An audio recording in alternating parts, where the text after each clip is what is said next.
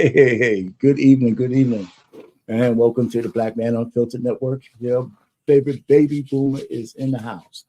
Anyway, hello, Milani and Edward Gilbert. How you guys doing? And another happy Monday in front of us. One more day, and we can get all this election stuff out of the way, which is cool. So everybody could breathe easier again. We'll find out who's going to be president. And no matter who is the president, we still got to survive, no matter who's in charge. So we got to keep, our family safe, and we got to be able to move forward. So, hey, A team, how you doing? Welcome aboard. And it's we live in exciting times.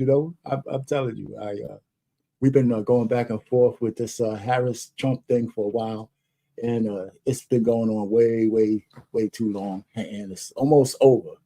So I know there's going to be a stream tomorrow here on the network, so it should be interesting to see that live as we go through it. I'll be here tomorrow. I guess that's going to be the whole flipping tables. We're going to be talking about state by state, where we are, and that should be fun.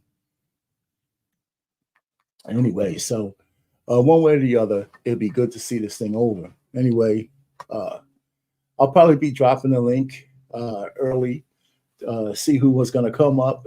Usually I drop the link and nobody comes up, but I don't know if that's a bad thing. I think I got well received for my last stream last Monday. As a matter of fact, a little bit, we're going to go back and revisit that stream just for a period. I mean, I think anybody who missed the stream last week needs to go back to that, because there's a piece of that that leads into what we're going to talk about today.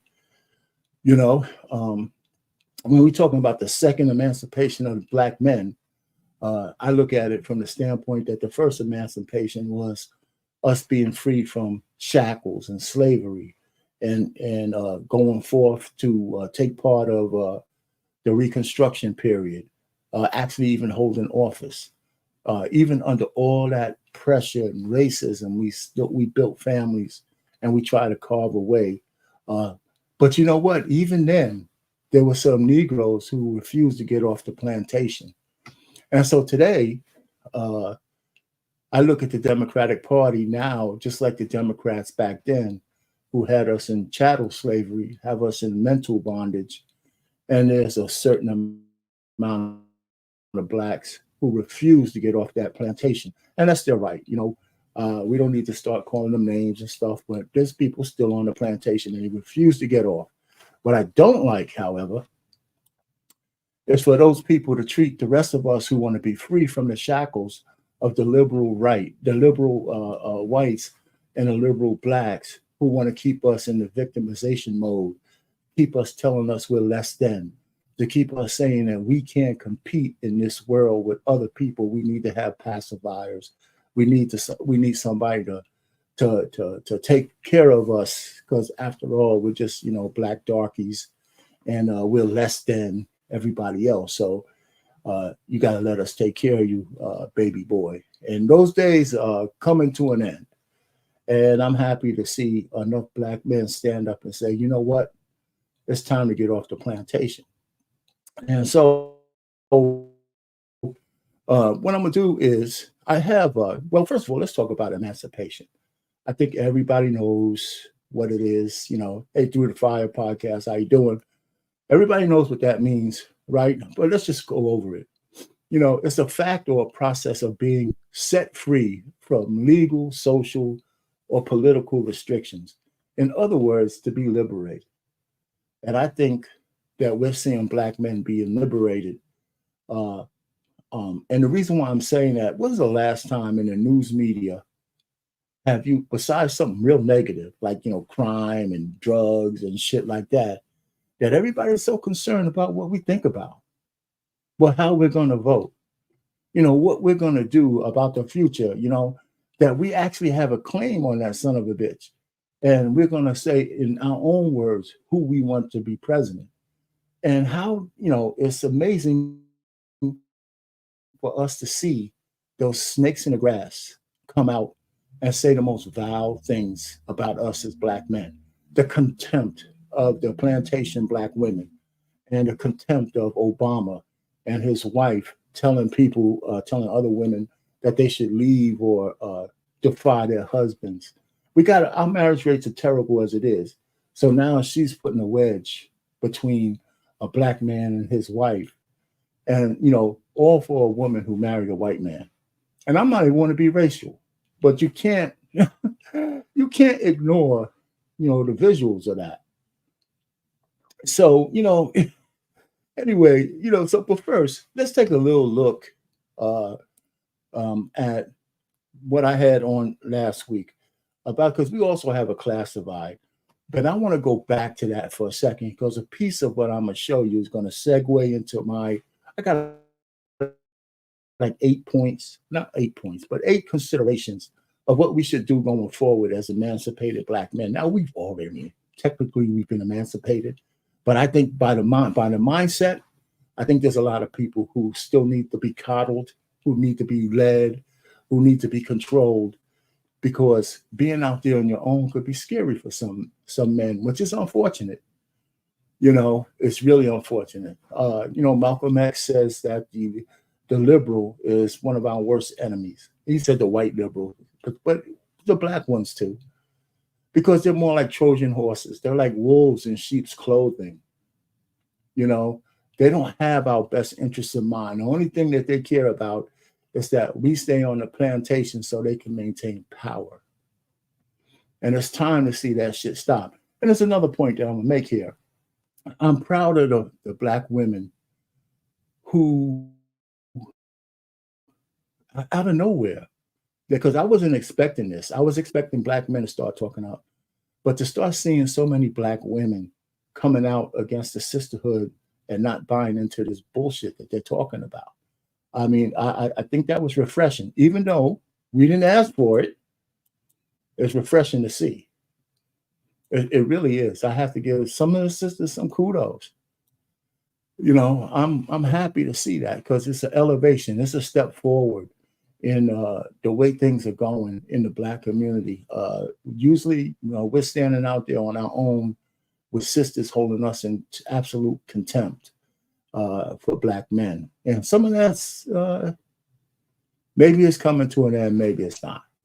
So so the first thing before we want to do, I want to take a look back for a second. I have a video, it's not that long, and it does have to do with talking about successful men foregoing marriage and looking at their future a la carte with their legacy and their kids. But there's a segment right at the end that will segue into my first point here. But I wanted to kind of tie this back. And anybody who didn't see my stream last week, it's only an hour and 20 minutes long. I would suggest you go back and look at it. And if you like it, share it with somebody. And then, of course, like, share, and subscribe this one as well. All right. So, hello. What's that? Dorothy? Is that Dorothy? Okay. Is that how you pronounce it? I don't know, man. I can't. I'm educated and I still can't pronounce words, man. Jesus Christ. Anyway, listen, without further ado, I'm going to play that first video while people start coming in. And then I'm going to stop it with a point where I'm going to segue into the purpose of why we're here. And I think it's 8 points or 8 considerations that we should look at as black men moving forward, politically, socially, in our relationships a little bit, and all self-reflection, some self-reflection and all that kind of stuff. So I think it should be kind of interesting. I'll drop the link. If anybody disagrees or agrees, you can come up and just chop it up. Maybe I could sharpen the axe. Now, the 8 things that I'm talking about could be different than what you're thinking about, right? So that's fine too. This is no way supposed to be some kind of exhaustive list. I'm not trying to do that. This is just shit off the top of my head. As some old guy living around here for a while, I just thought it'd be nice. Just like when I came up with those laws before and things of that nature. I feel it good to say something productive and moving forward, as opposed to, pointing fingers and all that kind of shit. I think there's some stuff that black men can do whether Black women are with us or not. And but here's the thing that I really believe, and I think it's a man thing and it's a woman thing. Once we get a direction that's positive for us to go into, I don't think we'll have any issue with the right-minded sisters following you guys. I say you guys because my wife is my wife. I'm already out of that mix. But I think that direction, promise, positivity, and showing that we're not afraid is something that women will be drawn to, whether we ask them to come with us or not.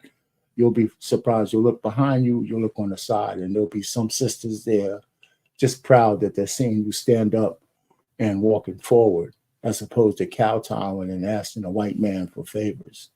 So anyway, so that's just my thought. So without further ado, I'm gonna share the first video, and we can get it popping. Where is it?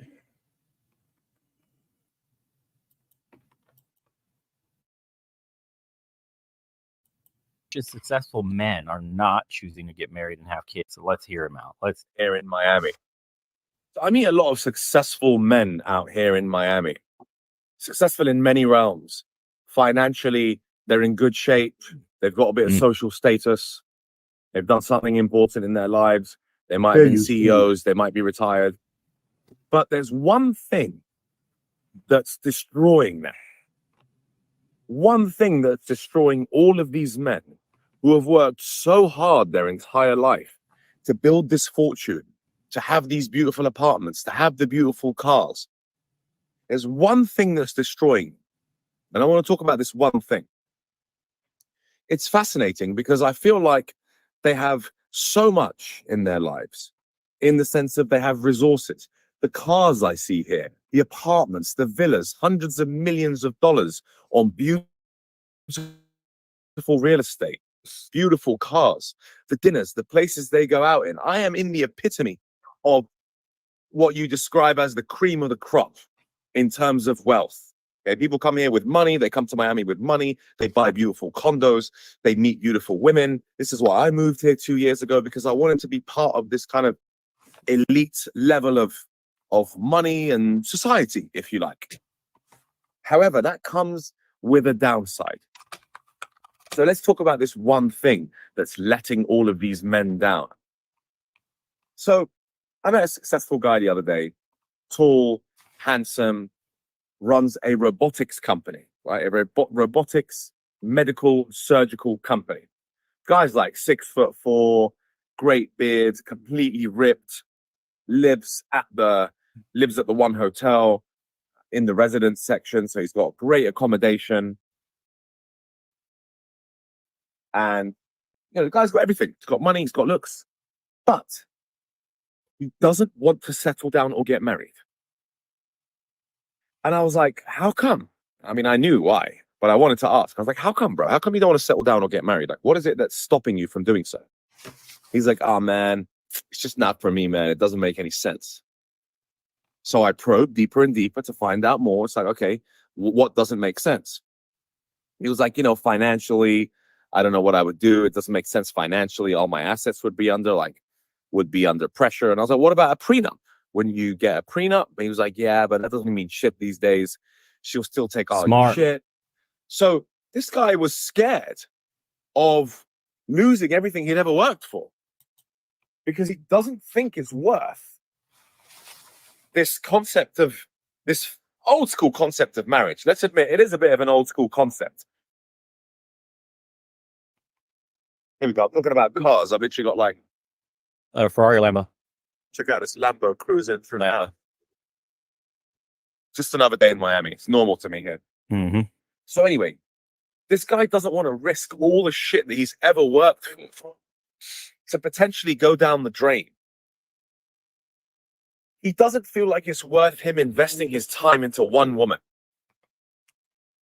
That is the problem here. Beautiful car sound. Most of these men feel like relationships are transient, which I would agree with, especially around here. Around here, yeah, Miami is a shithole, full of sugar babies. And well, here's where the segue comes in. My man from Legion, is going to talk. Transactional love. But the point is, it's the laws. The laws are what the main issue is, because a man doesn't mind getting married to a woman that he likes. It's just the risk is too high. The bias is in court. Getting divorced when you have a ton of assets or make a ton of money spells doom for you, because you probably worked really hard to get there. It's an incredibly blessed position to be in. Not many people are there earning as much as you are, and you could lose half. You can have a child support payment that is astronomical. Like, you could be paying $10,000 a month for one kid just because you have to maintain the quality of life that your wife had, and the court thinks, because based on your income, that is okay. It doesn't take $10,000 to feed a kid. All right, so you guys got the point, right? I just wanted to say that because the very first thing I'm going to talk about, or one of my very first points, is that we got to get laws changed. And part of us being emancipated is that we need to get the laws changed that will benefit us. And how do we do that? And how do we start that process? Hello, Locks the Smiles. How you doing? How do we start that process? You know what I'm saying? And so I have some thoughts. So the very first thing I'd like to do is I'm going to share with you the next thing that's on my list, okay? And it's a chart I got. I think it's a Pew Research or whatever it might be, might not be, I don't know, but that's okay. All right, this chart here, I believe everybody can see it, this chart, right? So let me make it a little bit bigger. We don't have to worry about any copyrights on this chart here. Now, I believe that now that we've established that the Democrat plantation is not necessarily where we need to be. Hey, Joshua, how you doing? It's not where we need to be. I say that our fortunes lie in becoming independent thinkers and voters, right? And so if you look at this chart, it says 1994 to 2018, there hasn't been much movement, but we've been in the 30% people who identify as independent voters, even though there's a certain percentage that leans towards the Democrat Party or leans towards the Republican Party, and then there's that little small swath in the middle of true independent voters. But what does that really tell you? That means that there's a lot of people who, even though they're affiliated with a party, they are willing to vote elsewhere depending on the policy. And I believe that in that middle swath, that's where change happens. Now, if men who want to change marital laws, child support laws, paternity laws, things of that nature, you will not get that by just being a Democrat, because that is that Democratic Party is a party that is for women, right? Anything that a woman wants, the Democratic Party is beholden to. Black women, all kinds of women, all the liberal things. So somehow, in order to put pressure on that party, you have to divorce yourself from that party and make your vote valuable by even the threat of going to the other party. Now, I'm not saying you have to, but if you look at 2018, there's 38% people who are independent.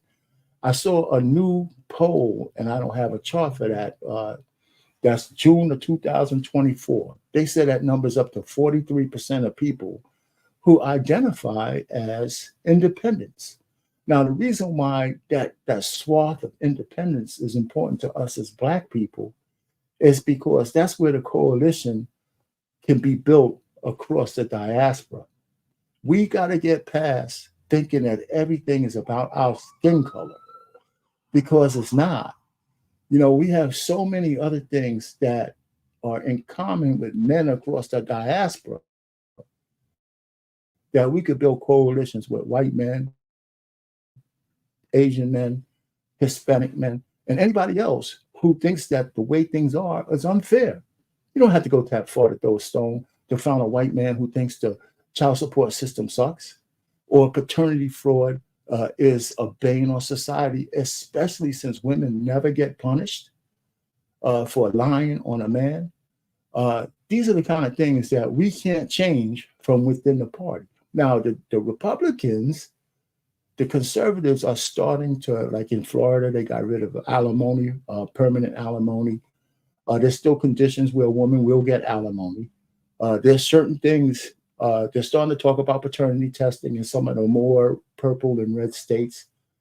But the real point I'm trying to make is a lot of the things that we need to do as Black men has nothing to do with our skin color. Some of the legislation in this country that needs to change has to do with building coalitions across the board as men and Americans. And we keep losing sight of the fact that this country is as much ours, if not more, than most people, including some white folks, right? Because nobody's done more in certain parts of this country than Black people, under slavery or not. So anybody trying to gaslight us that this country doesn't belong to us, they're idiots. And any Black person who says this country don't belong to us is just being foolish. This is our home, just like anybody else. You know, and we need to say that shit more often. But what I'm saying is, if we want to make political change, which is my first thing, being independent, is we got to start being independent and not beholden to anybody. Now, there's some downsides to actually changing your affiliation to being independent, because you won't be able to make choices in the primaries. I think in most states, if you're not affiliated with the Democrats or the Republicans, you can't vote in the primary. So you can only vote in the general elections. I believe that's true. So that's a giveaway. So you could keep your affiliations. I've been a registered Democrat forever, you know. So, but I always think, so the real most important thing is to think independently and not be beholden to a party just because they roll out some assholes telling you how you're supposed to think and vote. That shit should make people mad. You know, it really should. I don't think people got mad enough. You know, I really don't think people got mad enough. You know, so I don't know. You know, I it's just one of my things. You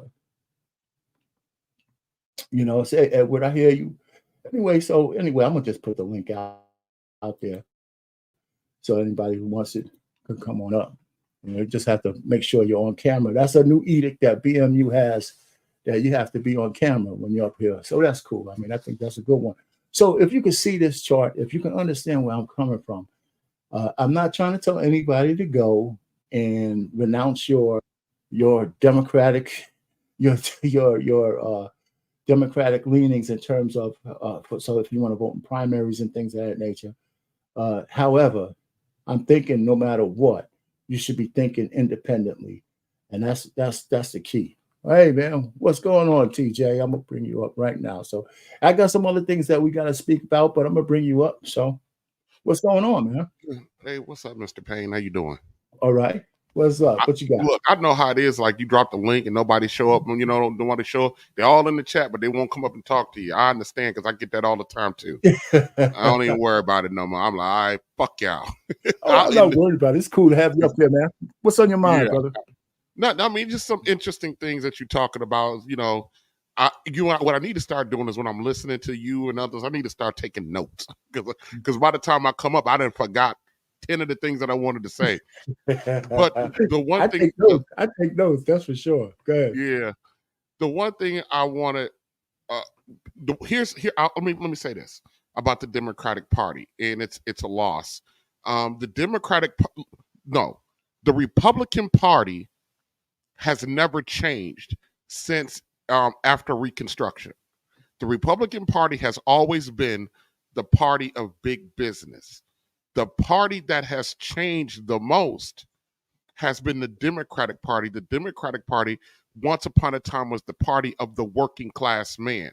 And what happened is the Democratic Party, believe it or not, it started moving to the fringes, not because of, they'll like you to believe because it's like, what, you know, because blacks wanted reparations, black civil rights, and all this, that, and the third. That's not what took us to the fringe. It was woke culture. It was Me Too, transgender, we making up new sexual things. That's what drove the Democratic Party so far to the left. And then somewhere around 1988 or something like that, they stopped really caring about what black men wanted from the voting bloc. You know what I mean? Because they saw the writing on the wall at that point. In about 1988, we only had like a single mother rate now is about 75%. Back then, it was about 45, 46. Because I was a kid in the 80s, and most of the people I went to school with, black, white, Hispanic, or indifferent, they had the fathers in the home. Right. You know, it was Right. 50-50. You know what I mean? I lived on the block. You know, there were fathers on the block, married men on the block. But then you started rolling into the 90s and stuff like that. The crack epidemic, you know, went Crack epidemic. went viral across the country. The northern states started offering welfare like they were passing out government cheese, and black women from the South. My great grandmother, my grandmother's mother, my great grandmother left her husband in Mississippi to come up to Wisconsin to get free government assistance. That's what happened. My grandmother, my mother's mother, raised me. Payne. She took me in when I was about 6 years old. My grandmother, I've never known her to have a job, and I watched my grandmama get old. I remember Payne. I was a freshman in college. My grandma was like 55. I was a freshman in college, and I told my grandmother, I said, "Grandma, listen, get up off this system. All you got to do," I said, "Grandma, you don't," because she kept saying, "I can't go back to school. My mind don't work the same." I said, "Grandma, all you got to do is take one class a year. You take one class a semester, one class a year." If she would have done that by the time she got 60, she could have entered the workforce and worked for 10 years and got a different pension and retirement. But guess what I'm doing now? I'm paying her fucking rent. I'm buying her food. I'm paying her, you know what I mean? And I got my own stuff to run. Listen, man, I hear you, but that story you just told has been told what? How many times in our community? Good Lord. Yeah, good Lord. So, you know, what I'm saying is, I think, you know, win, lose, or draw tomorrow, and then maybe you could tell me if I'm just dreaming here, that I think black men are moving. I think we've moved. You know, whether it's going to be sustainable, whether they'll some will be browbeaten into submission after on the 6th and beyond. I just think I'm just happy that I lived long enough to see black men get off their backs and stop listening to all this bullshit that people keep telling us about how we are, who we should think like. Go ahead. Trump is going to win, not because of the Republican base. He's going to win because about 20-25% of black men are going to vote for him tomorrow. Let's talk about the percentage. You think it's just going to be 25%? About 25%, yeah, I believe. But you have to understand, Payne, how huge that is. The only other Republican on a national level that got a significant amount of the black male vote was George W. Bush, and he got like 7 to 9%. No, I know the 25% is huge. Hey, Joshua, if you're gonna come on, you got to come on camera, brother. Yeah, that's absolutely huge. And let me be quite frank, and I've had this conversation with a lot of black women. Black men, I hear the rhetoric, but I believe this vote for Donald Trump is a protest vote. I do not believe black men think that Donald Trump is our savior. I don't think we believe that. I think it's a protest vote. I think we're sick and tired, and I think black men are fed up, are being dogged out, shit on, blamed for everything, told what we can do. We're sick because we've grown up with our women telling us what we should do our whole life. You got my generation of men that are just sick of it now. We're done. We're done with if you're between like 30 and 50 right now, we're just done with it. We're just done with it. And the thing is, there's no going back. There's no going back. I think on the next election cycle, it'll be about 35 to 40%. I hope so. By the time we get there. And the Republican Party, their original platform does not align with our black men core values, because they come from white conservatism and black conservatism are not the same. They're not, because they come from different places. Well, hold on, TJ. Let's, before you move on from that, which core values are you talking about? Because black people, the ones I understand, the ones who care about family, care about living, we are somewhat conservative. No, listen, Payne, the terms and what they mean are the same, but where we're coming from are from two different places. Well, okay, but depending We're on what coming the from issue. two different places. That's What why I say place do you think we're coming from? That they're not. I mean, if we're coming, when you're a black place or a white place, or what about an American place? there's no Are we such thing. as an American place? No. I don't agree with that. Well, I here's the don't. thing: when white people, when you listen to them, and they talk about that they want to conserve, what do they want to conserve? Arpain? You tell me. Every time they talk about they want to I think it's a conserve, variety of things, but they let's want to get the point. conserve. They want to conserve their heritage. They want to conserve their way of life. They want to conserve the things that made them comfortable, which is I antithetical don't to disagree. I don't disagree with what you just said. okay. However, everything that wait a minute though, JT, and we can move on, but keep that mindset. I'm not trying to change your mind, but everything that they find comfortable, we're not if you're just talking about straight racism, no blacks around and blah blah blah. I'm thinking a lot of shit that they find comfortable, we would too. Right. Family, safety, good jobs, low inflation, shit, no crime on the streets, or less crime on the streets. I think we find that comfortable as well. I So, think but if we're looking at, whether there's neighborhoods with no niggas in them and all that kind of stuff, I can dig it, but we got to say that we got to come a little bit past that, even though that's going to always exist.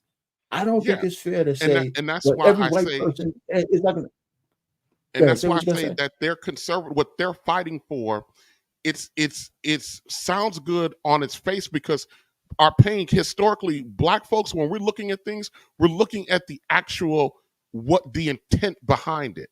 But when you're talking about it from a historical perspective, especially with the Republican Party and the evangelical Christian, which is predominantly white, their historical JT, man, conservatism is JT. different than ours. But you're making a mountain out of the molehill when the Democrats were the ones who had us in slavery. But our pain, the even that Democrats argument, wait a minute though. even that argument is disingenuous. Wait a second, man. It was. I mean, I know what you're saying, but that's not the whole reality anymore. They're never going to be able to go back to the our pain. You and I both know that are just not in their face. But anyway, but listen, I want to keep moving a little bit, but don't lose. Write this shit down because we can come back to it. I gotta go leave and go someplace else to get a pen and paper. I'm in a room with nothing. So come on back. Yeah, come back because I want to roll to the next step. But I don't want to stop the point that you're making, but I don't want to take up more time. I just want to move to the next thing. But I agree with some of the stuff you're saying, and I disagree with it because I think the mindset you have has us locked into the past. And I'm thinking we shouldn't be locked into the past, but we shouldn't be naive about it. And I believe white people are I don't know how they're thinking, but I know it's not just let's get rid of the niggas so we could go back to what we used to be before. There's a lot of them who say, I don't mind sharing this space with us. That's why we're not still slaves. Right? They could be savage anytime they want. Why are we being able to do the things we do if they all just wanted us to be gone? They could do it. They could do it, right? We know them to be as savage as anybody on the face of the earth. How come that's not happening? That's what I'm trying to say. So we need to stay away from the extremes, even though I get where you're coming from. No, my point was whites who would rather have no blacks around. My point was, I know you don't want to go, but my point was that when you look at it from a historical perspective about conservatism, historically and what they fight for, they're not. I don't think they all want to send us back into change. Our pain. I'm not saying that. I'm saying that when they're talking about their conservatism, it's not the same level of conservatism we're talking about. It's a little bit different because it's coming from a different place. They're not talking about the same. Hold on, but this, but you keep talking about history. How far back in history are you going? I mean, that's what I'm saying. When you start talking about historical context, for everybody, historical context has changed, right? Our historical context. I do not believe. Wait a minute. Let me finish this. Our historical context has changed from chattel slavery to mental slavery under the Democrats. So how far back are we going to keep going? We are still mentally enslaved to white liberals in the Democratic Party. Right? And they have, so you're going to tell them that, you're going to tell me they have our best interests in mind, breaking our No, family? I do. I I Payne. mean, No, what I I'm do saying, not think they got a. yeah, I I know do not you think. ain't. But what I'm trying to say is, I'm not saying we should align ourselves with Republicans or because of what you're saying. I'm thinking we should align ourselves with people with the best policies. And that's what I'm saying. But I don't. But I tell us, don't get so gung ho that the Republican Party Good. is I'll be your breaking up a home. little bit. Okay. Yeah, I'm not saying that the Republic. I don't want us to be beholden to any party because I do not believe either party has our best interest at heart. I And agree with that. And just because someone says, "Oh, they're conservative," I don't believe that their conservatism is our brand of conservatism. I think it's the I hear same you, word. but We when use the you same come, word. Just like. Let me tell you something. Even go ahead. Christianity is different. There's a difference between a Baptist and a Catholic. Of course.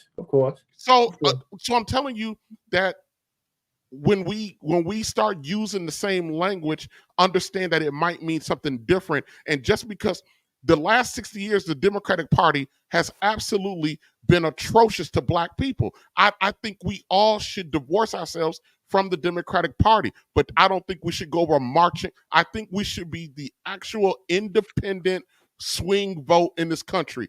I think we need to put a price tag on our vote. Forget both these people. See, that's why I want you to go. I want to move on, but that's exactly where I'm going with this. Okay. That's why I brought this up, man, about that middle swath is where we need to live. That's where we need to live. And even in that, you're going to find Blacks who lean right and some Blacks who lean left. But that's okay, as long as we can have a meeting on the minds of whose policies are the best and that our votes are being competitively bargained for, right? Yeah. With some actual concrete shit, not just some promises of marijuana trees and shit like that. No. I mean, hey, lost in translation. How you doing, man? Let me go to the next thing. Hey, listen, if you want to take a break and come on back, do that so you can get a pen and paper, because we good. I got a few other points to get through that I want to keep going. All right. So I appreciate the conversation. We need to have some more, so don't go nowhere. Let me share this, the next one that I want to talk about. Well, before I want to do that, let me just talk a little bit about the fact that we need to, as my second point, I want to say this first. My second point is that we need to reject emphatically, all of the celebrity influences and endorsements that have embarrassed us, that have put us down and belittled us as people. We need to get rid of these people as bad. I don't even know if I could support any of these guys any longer. I don't want to have nothing to do with any of those celebrities at all, ever. Your Obamas, Smiley, Hughley, Eminem, Michael Eric Dyson, Steve Harvey,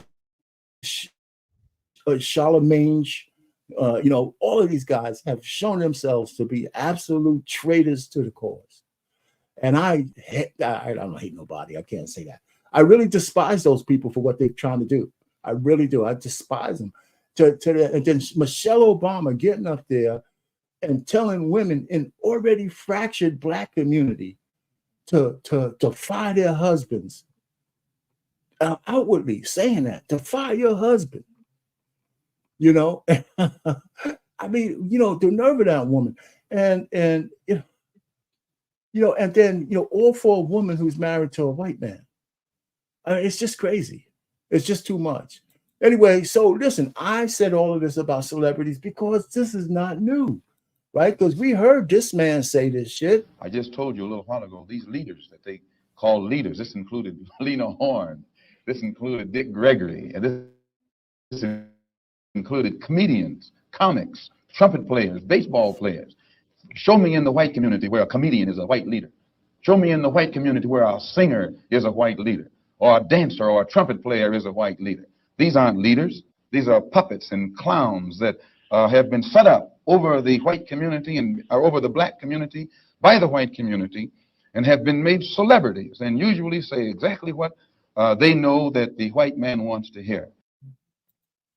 So what I'm saying is, you know, as emancipated black men, we need to renounce anybody getting up there and saying those kind of things to us as if we're their stepchildren. Don't be sonning us. You know, we don't need no daddies to tell us how to vote and what our votes mean and all that shit. I am really, really miffed at all of that stuff. I almost dropped the H word, but in my whole life, I've never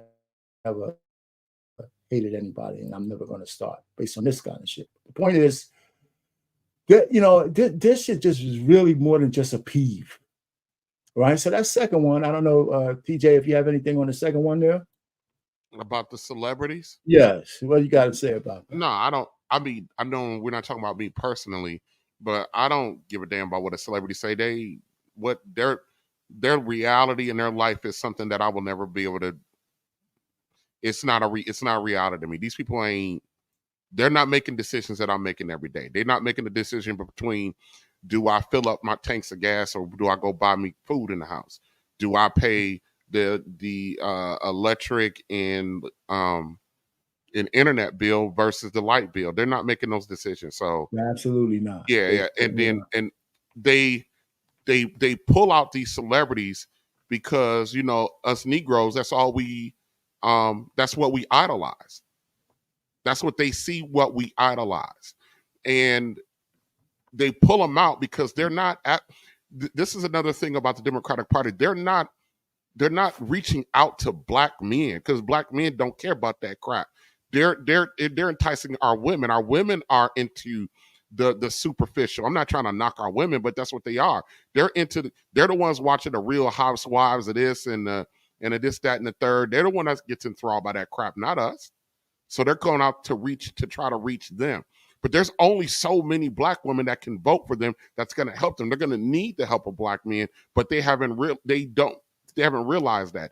And they've become accustomed to the fact that black men, you know, usually vote lock and step with our black women. They're freaking out because they're seeing a shift. Right. They're seeing a shift. And I don't want to say, and it's right on time. And that's why I try to tell people that shift has nothing to do with Donald Trump. It's a time that's way past due. It's right. It has nothing to do with it. It's just way past due. Yeah. And, you know, that's what I'm saying. Yeah. This is what TJ, this is what JT is talking about over here. Question: do you think that it's conducive for black people to keep this group identity as blacks? I'm not sure. I don't think it's worth arguing about. I really don't. I think because there's always going to be people who want to be considered blackity black, and you know, there's a place for it, and there's a place not for it. You know what I'm saying? But go ahead. Payne, you notice we're the only group in this country that they micro divide like this. Okay. Because we're the only group that they can split our votes, split our interests, split our money, split our families. They can do that to us because we allow it. Because we allow it. Because we fucking allow it. That's just it. All right, so let's get on. That's true. My third one is this. As men, I believe we need to stop using our skin color as a crutch. And that's kind of makes JT's question, you know, kind of germane to that. I think that we need to stop using it as a crutch from the standpoint, too many of us use it as an excuse for failure. Too many of us use it as an excuse for bad behavior. Too many of us use it as an excuse to be victims to society, as if we can't move past some of the things that, assail us. And we can't. And because we have too many receipts of black people. I'm not talking about rich black people. I'm talking about black people who can walk, chew gum, pay for their families, go to work, come home, and do a great job every single day, right? In this so-called oppressive society, we have too many success stories for us to still be living under the guise that, you know, because I'm black, I can't do something. I don't agree with that. You know, but so what say you? I don't know if this is gonna fit in, but I'm gonna bring this up.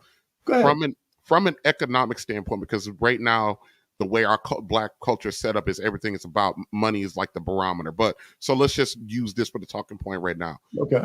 Do you not know if you actually look at depending on your sourcing of data, but according to blackdemographics.com, if you look at the average income for a Black man and an average income for a Black woman and you combine it, it's more money than the average white household. I can see that. It's more money. But see, we're so busy.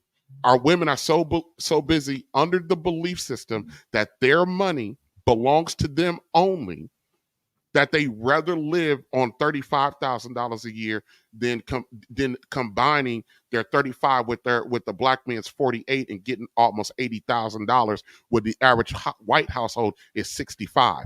They refuse to do that because they think they're. And here's the thing: I work in the healthcare, and there's only every white woman in my department is married, right, and working because they're in my department. Right. Every Black woman, there's more Black women in my department. There's only one Black woman in my entire department that is married.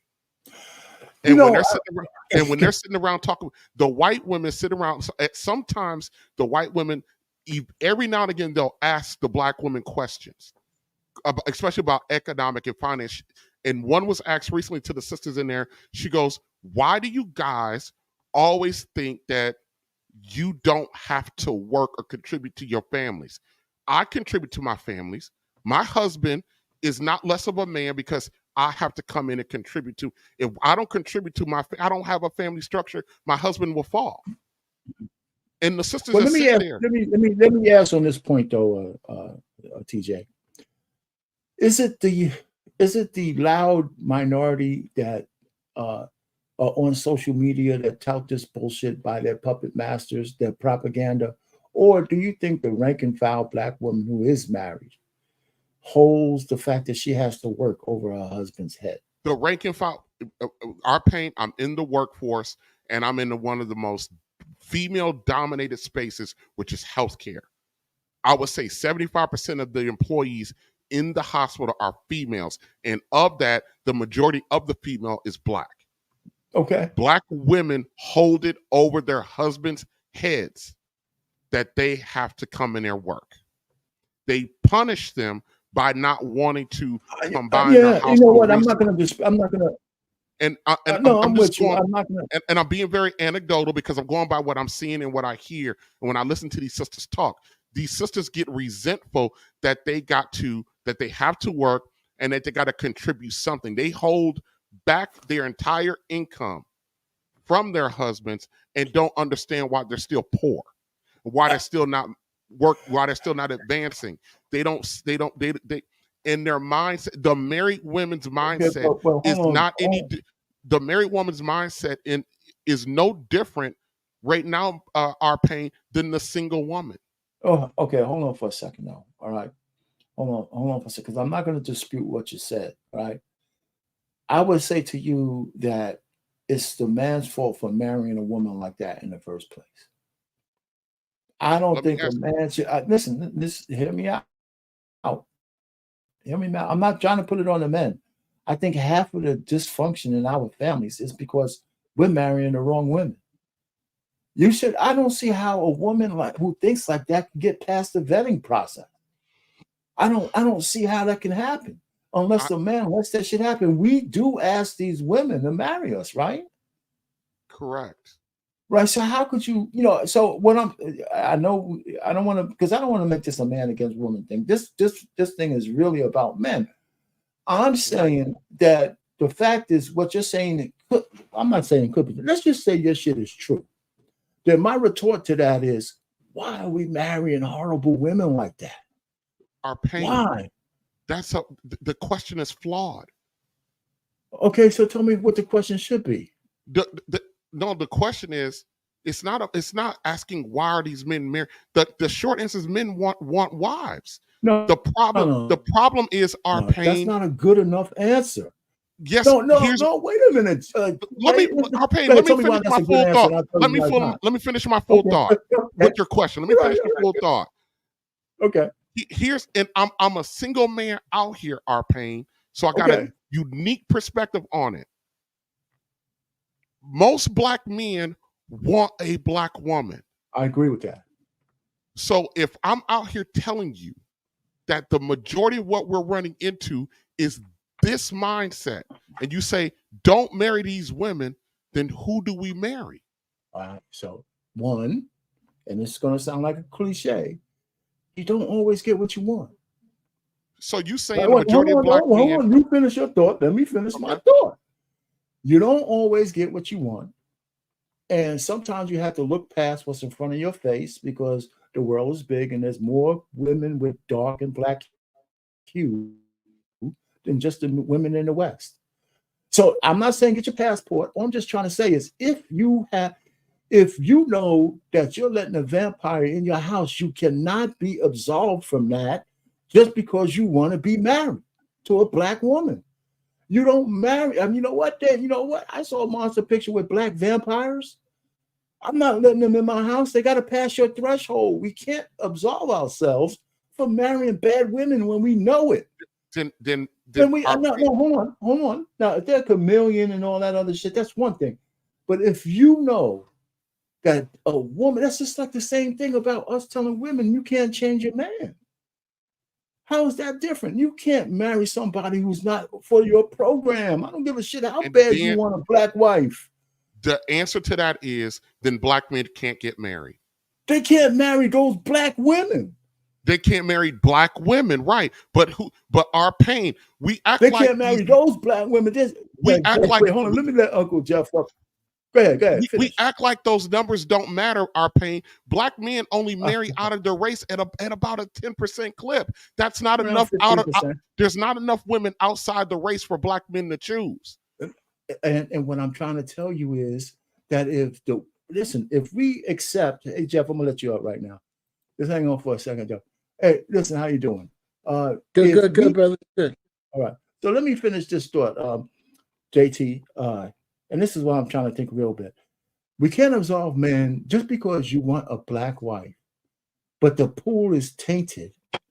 You can't use that as an excuse that I'm just going to settle for anything. Now, I'm not saying, well, because there's black women all around the world, right? So if you got to try a little harder to find the one you want and you want to stay black, you got to do that. But you can't use it as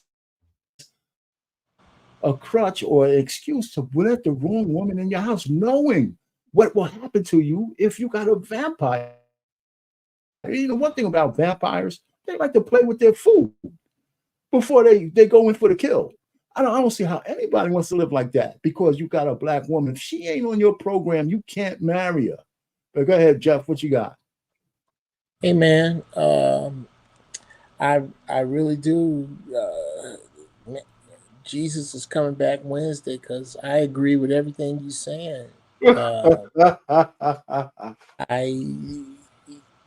If this problem is so bad, there's room for everybody to be right. Right. I agree. That's any just about any issue that you can bring up with black people.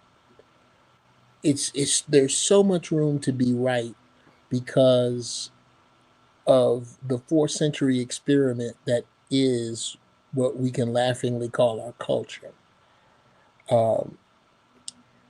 When you look for traits in a wife, I think it's like this, brothers. Ask yourself what values you're looking for, and then find a place where brown people are in the world that honor those values. That's more than likely where you're going to find the kind of woman you're going to need to be with. And don't care what they say about you. Don't care what they throw out about you. I've said this over and over.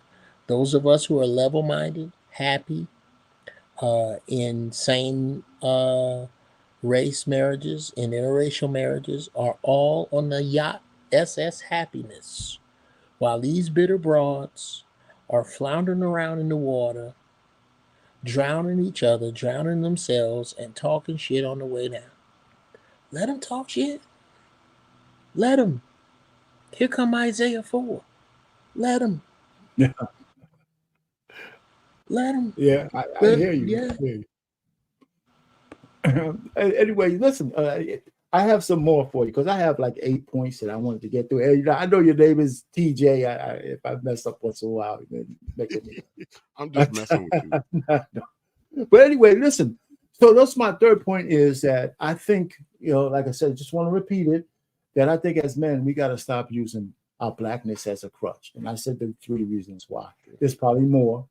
But I think that if we look at ourselves for what our value is and what we've accomplished, even under the so-called oppression that we're under, it's miraculous. I mean, it's the truth of the matter. We're not so far removed from the worst kind of shit in history. And here we are on podcasts, and we own this, we own that. We could do more, but I think part of it is some self-inflicted wounds, and we got some racism that's still around us. But I think that we need to look at ourselves in a broader picture, and I think we're so much more than the color of our skin. That's what I believe. So my next thing is, and I got a chart for this. I think we're good at this one. I think we're good fathers. I said one of the things that we need to do in this new emancipation run that we're on is continue to be good fathers and expand that. And I'm going to show you guys a chart on what I mean. All right. So we already have the credentials, the evidence that, so where's that at? All right. Got it? There it is. All right. We have some that have the CDC and all that sense. So here's some statistics, and this is 2022, by the way, it's right there, right? So say 40% of our Black folks have a 2-parent household, right? The married couples, right? It's 39%. 31% of our households are run by Black women, and only 5% are run by Black men. That means there's no marriage and nothing, just woman or a man. And then 16%, they say a non-family household. I guess that's foster care or whatever. And those numbers need to improve, all of them, right? The numbers for married couple need to go up if we want to raise children in a proper setting. Everybody says a 2-parent household is better. And if we can't get that over 50% or closer to 60%, we're going to kind of be stuck, right? But because 31% of the households that are run by women, we don't have to go down this rabbit hole. We have enough receipts to know what that shit means. All around, we know what that means. We don't have to go down there past women. We know that number is way, way too high for a myriad of reasons. And part of those reasons are parental alienation. Part of those reasons are happenstance, deadbeat dads, blah, blah, whatever you want to say. That number is way too high. And it's not a flex to say 5% of men who run their households, if that goes to 10% or 15%, that's like a Pyrrhic victory because we don't want one parent raising kids anyway. The real thing is that the marriage number is the one that needs to change and go up. And that's the way I look at this data. So you guys can chime in on what this data tells you on your own. If you want to go first, Jeff, then TJ, you can go after that. But I'm just saying, if we want to improve as Black men in our move forward, these numbers need to change. Agree, disagree, or whatever you got to say. I think we need to have this conversation a few months from now because this election is about to change the gang of this. I hope so. But go ahead and say what you mean. What do you mean by that? I mean that first off, the concept of family, to put this on as many cliff notes as I can, has nothing to do with us, the people of the sun, the good potato salad people. We weren't raised in families. We were raised in villages. This is why this has never really worked for us. This is why these numbers of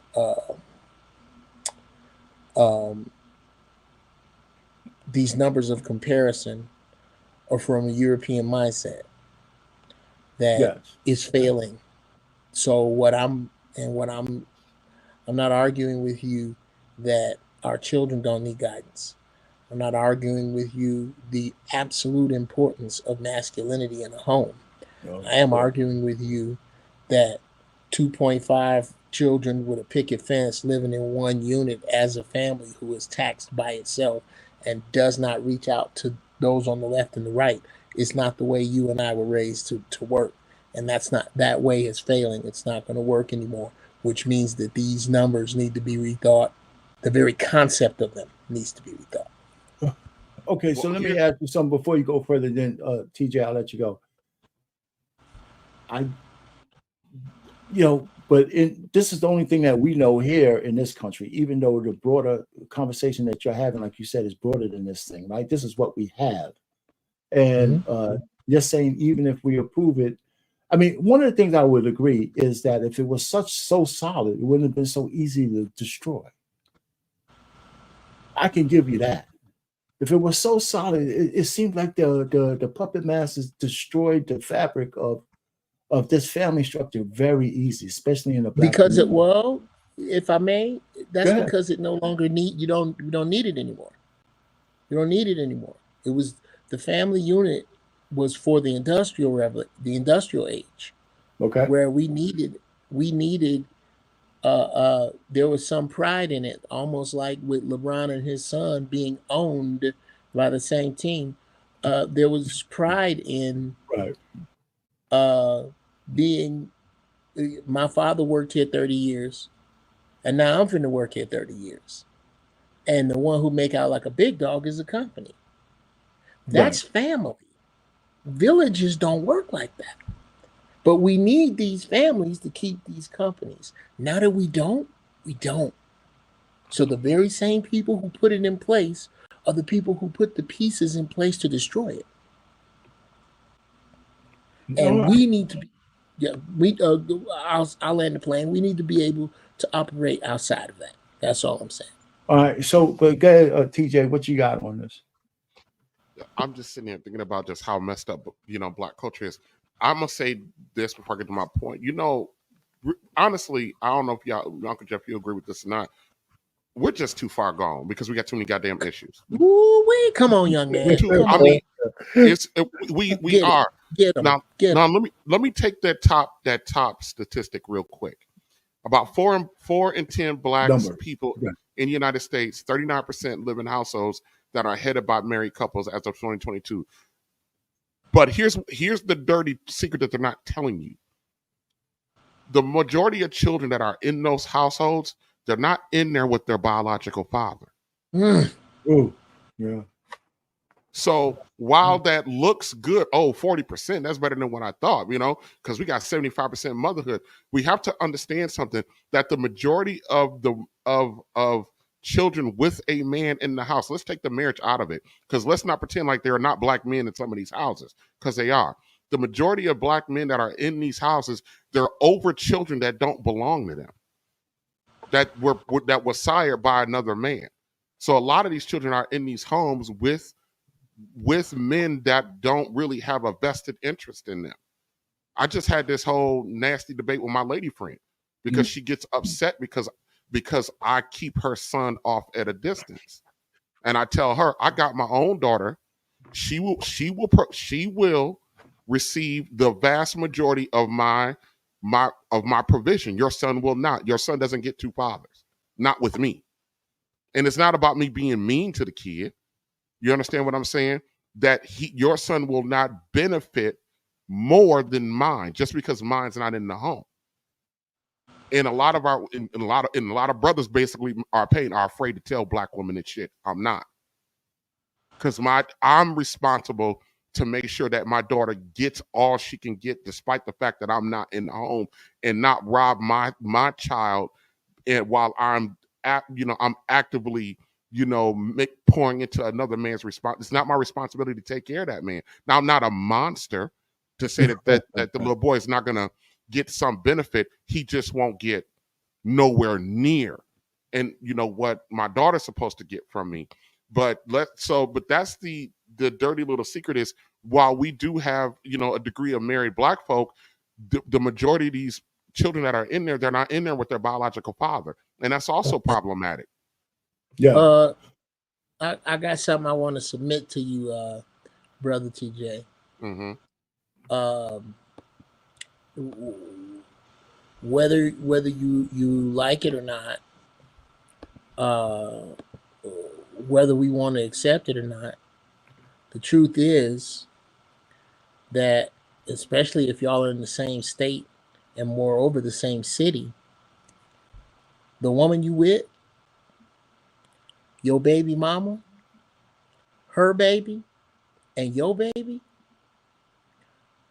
are all members of your village. That's your village, brother.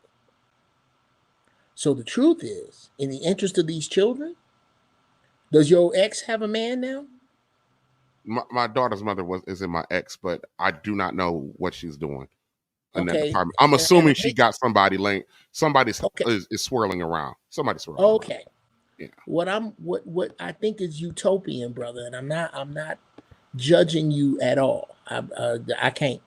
I guarantee you, ain't nobody up here on camera or in the chat that has fucked up more than me. I guarantee you that. So I'm not coming from that place. I'm making a base statement that the utopian setup forward is when it don't work out between you and your significant other. Uh-huh. Y'all need to focus on these kids to this point, to where she got a man and it's you. Your ex, your present woman got a man. The four of y'all, there needs to be a conversation like this. Hey, bruh, I am the representation of manhood for your son in your absence. Is he an active father? The father, your lady's father, is he active? I don't want to say no because he sees him once a week. Okay. Yeah. So he's active. All right. Well, Yeah. let's me and you decide what manhood is, because that's what we got to teach this boy. And Well, it's your son to chastise, but we gonna set up what the rules are. When he grounded here, he grounded over there. Whatever we are good at, the assets I can bring to these children, the people I know, the expertise in my field, I lend that to your son, and I expect you to do the same. So that it's about these kids, and that's how a village works, bro. In a village, if you could get, and I don't know, but please tell me you see the harmony in that, because to me that's where we're going, in my opinion. And I yield the floor. And again, I don't mean to judge you. No. Uncle Jeff, unlike most YouTube Negroes, I got pretty good thick skin. You ain't got to walk soft with me. My grandfather, when I met my grandfather when I turned 30, one of the big things I tell people, I didn't meet my father or my grandfather till I turned 30. First thing out of my grandfather's mouth was, "Boy, you act like a girl." So if I could take that, if I could take that bullshit, you know what I mean? I could take what you got to say. I don't know. Here's the thing, and this is gonna sound selfish compared to what you just said, Uncle Jeff. Okay. Let's just take my particular situation. I know we're talking in general, but let's talk about my particular situation. Let's just say that this young man gets to, because they don't live with me, thank God. Let's just say this young man gets to move into my house, whatever the case may be. Me telling or having a conversation with that father saying, we are going to decide what manhood representation looks like. It's a one-sided thing, because the actual father lives in his mother's basement. He can't, and he's unemployed. He can't tell me shit about fatherhood. I mean, about manhood. He doesn't get to contribute to that conversation. And unfortunately, there's a lot of brothers out here that are stepping into these crash step dummy situations. You know what I mean? And where the skill set, there's a big disparity in the skill set, aptitude, maturity, all that between the two men. So, and that's why I keep saying, we're just so screwed up, because it should not. First of all, she shouldn't be with me. She's supposed to be with him, because that's the one she made the kid with. You understand what I'm saying? and vice versa. But this is unfortunately the black diaspora that we done found our fucking self in. You know what I mean? So it Yeah, is what it come is. on, man. Before we go further down that path, because I heard what you said and I heard what the bigger picture, besides your anecdotal experience with this guy, TJ, is that is getting back to the point that Uncle Jeff made, and take it away from our personalities. There's people who would agree that if you're going to take on that role of stepfather, there's got to be some agreement with the other dude to make sure that you're in harmony Yeah. with that kid. Now, it might not work for your situation. That's why I want to take it past that one. So the larger discussion is if you're going to take on that role, there's got to be some harmony. There's got to be. Yeah, and that's the problem. That's the problem with what black culture is, because I think there are a lot more guys who think like me. You in my house, my rules. Nobody gets to tell me what happens in my house. I don't give a damn. I hear you. You don't want you don't like the rules of my house. You take your raggedy ass kid with you. So a lot of here's my argument. Go ahead, Jeff, and I want to move past that. But go ahead. Here's my debate to that, brother. What's up, Trey? Mm-hmm. Is that for you to be deciding to make a home with a woman? I think the more involved decision is how much friction am I going to get to my way? That's the whole point of dating, is to find out what is your aversion to my program to begin with. Yep. So regardless, and the bad news again is when you talk about this conversation that he can't have with you about manhood, brother, by default, he is in that conversation because you are in a house with his seed. Potentially. He's not in there now, but I'm just saying potentially. Okay, yeah, as a relationship moves forward, you are basically a steward of his seed in his stead. Oh shit, go ahead, Jeff Brown. So whether or not he is the standard, he know right from wrong. Whether he's the standard or not. If let's just say this boy grew to idolize you. Oh Lord. And wow, it sure don't sound like you want to do this. And this it sound like you being made to be in this relationship, bro. Somebody we need to call? You all right? Let me blink twice if I'm in trouble. Well, let me put it to this. I don't want to go too far down this thing, Jeff. You're gonna make it, because I want to introduce my man Trey, and we want to move. Because I don't know how much you missed, Trey, but I think we got the point on this particular kind of conversation, because I really think that the point really has been made that if you're gonna take on a woman with a kid, whether the guy has a good circumstance, the biological father's in a good situation or a bad situation, you're taking on a certain responsibility one way or the other, and you can't put it on whether that guy's a good dude or a bad dude. You're in the mix, Anyway, so but before I don't want to keep going down that thing. Hey Trey, what you got, man? How much have you missed? How much have you seen? Blah blah blah. I missed a bunch. What's going on for this? Right.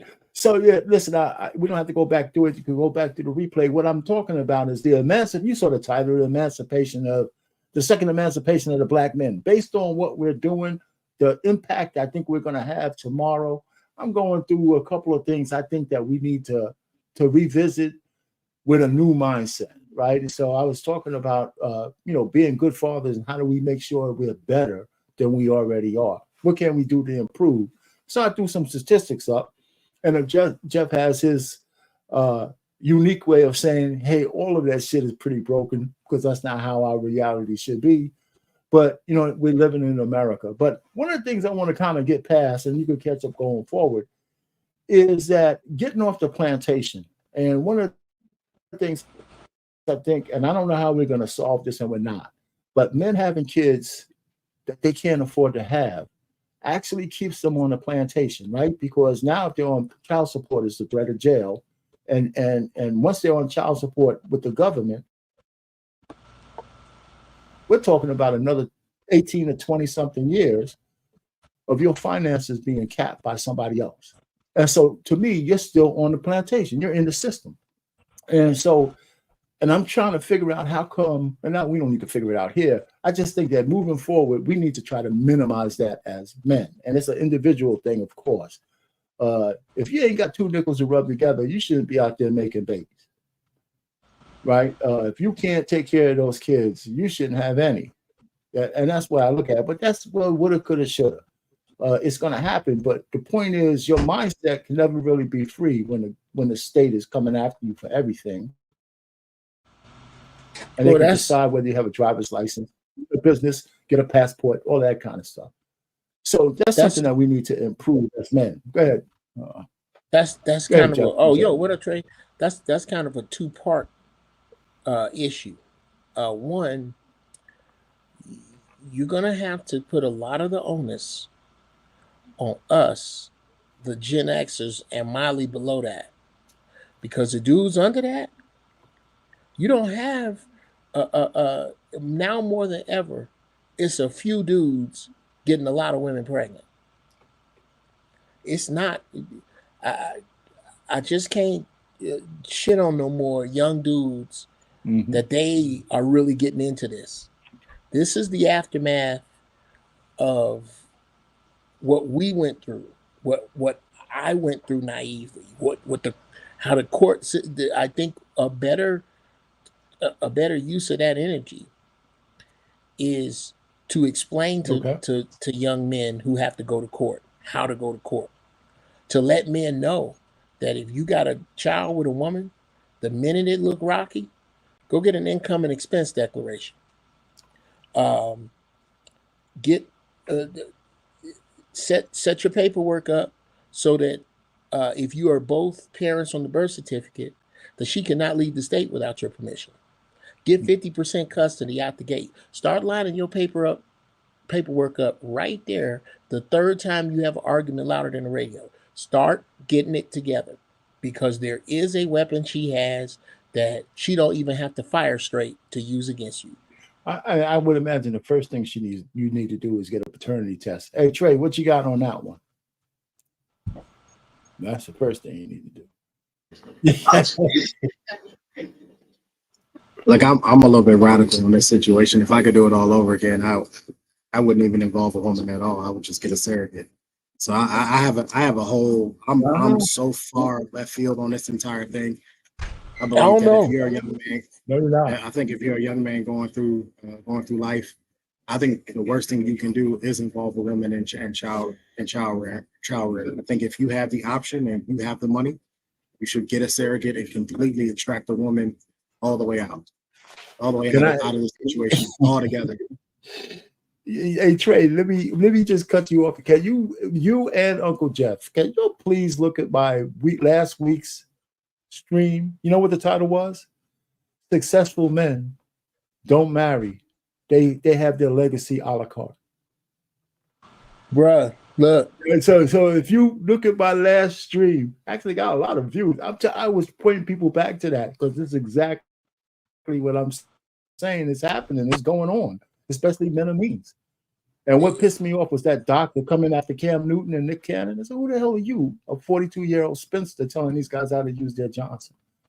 You know. So anyway, go ahead. Again, we're doing some shit that is societal mixed, and society has accidentally made some black kings, as in owner of your own shit, ruler of what you survey. Them dudes have different rules than commoners. Okay, commoners, a king back in the day, when a king got a woman pregnant, he did one of two things: he either made her a concubine or he killed her and the baby. Period. Look it up. This shit right here. Because and what has happened is, and I'm with Trey. If I had a crystal ball and I could go back, I ain't gonna tell you which two, and I don't tell them which two because it might fuck them up. but a couple of my kids have disappeared. If I, That's dope. I'm telling you, if I could go back and speak to the 22-year-old Jeff Brown, I would say the following: move to Vegas, buy real estate, drive trucks, buy pussy, adopt kids. If I adopt Yeah, all if these I, children and I get these honest hoes to help me raise them, who do I owe child support? And I've done a great thing. I have adopted children. I pulled them out of a system, but now there's no female to weaponize the court system. All right. That's it. I'm sorry, and I don't think I'll say this, I'll land it. I don't think the dudes who think like us are coming from some bitter, sour grapes, unrealistic place. When you look at the brothers I have seen standing in courthouses crying, myself one of them. That's right. Bruh, That's right. this court Okay. system has done a job on families. Well, let me tell you. nah, I'm bitter as hell. I'm bitter as hell. I'm madder than a motherfucker. I'm mad as hell. I ain't taking it anymore. I put it in the chat. I put the link to my last week's feed in the chat. This is exactly what that whole feed was about. It's only an hour and 20 minutes long. But go ahead, TJ. Trey, I tried a few years ago. I tried to get my daughter because her mother was homeless. They wouldn't even give her to me, even though her mama was homeless. Bruh. You know what they told me? They was like, "Oh, you gotta." You know what they told me? They said, "You gotta. You got an extra property. Why don't you just let her move in?" Jeez. That's what they said. They were like, "No, we're not gonna take her from her. We're not gonna take her from her siblings. Damn them fucking siblings. They bruh. Hey, TJ, I was flirting with contempt of court the entire procedure. The entire time I was flirting with contempt of court because I continue to ask the judge, you haven't given me a good explanation as to why I can't have 50%. You have never given me a good explanation as to why I can't have her half the time. And I said, Judge, I don't know if your calculator works, but my brain works just fine. I said it just like that. My brain works just fine. I'm a smart man. There are 52 weeks in a year. You can split it right down the middle. She can get it for 26. I can get it for 26. We can go a week on, a week off. Everybody's happy, and we've already agreed to holidays. You are not doing a good enough job explaining to me why I can't have my daughter for half the year. And the judge pretty much in so many words, without really saying it, said, I don't have to give you a reason. This is how it's going to go. My retort to that was, this court is a joke. Was your judge a joke? And you're out to somehow punish me. I don't know exactly what I did other than be a father. I'm confused. I don't know exactly what I've done other than being a father. So hell yeah, I'm bitter. You goddamn right, I'm bitter. Was your judge? I'm mad as hell. I'm mad as hell. What's your judge? No, it was a black female. TJ. Oh, okay. Ooh, worse. I got a question. God damn, Trey. I got a question, Trey. When you tell that story to the common person, do you find more of them do or don't want to believe you, not about the woman, but about the court system?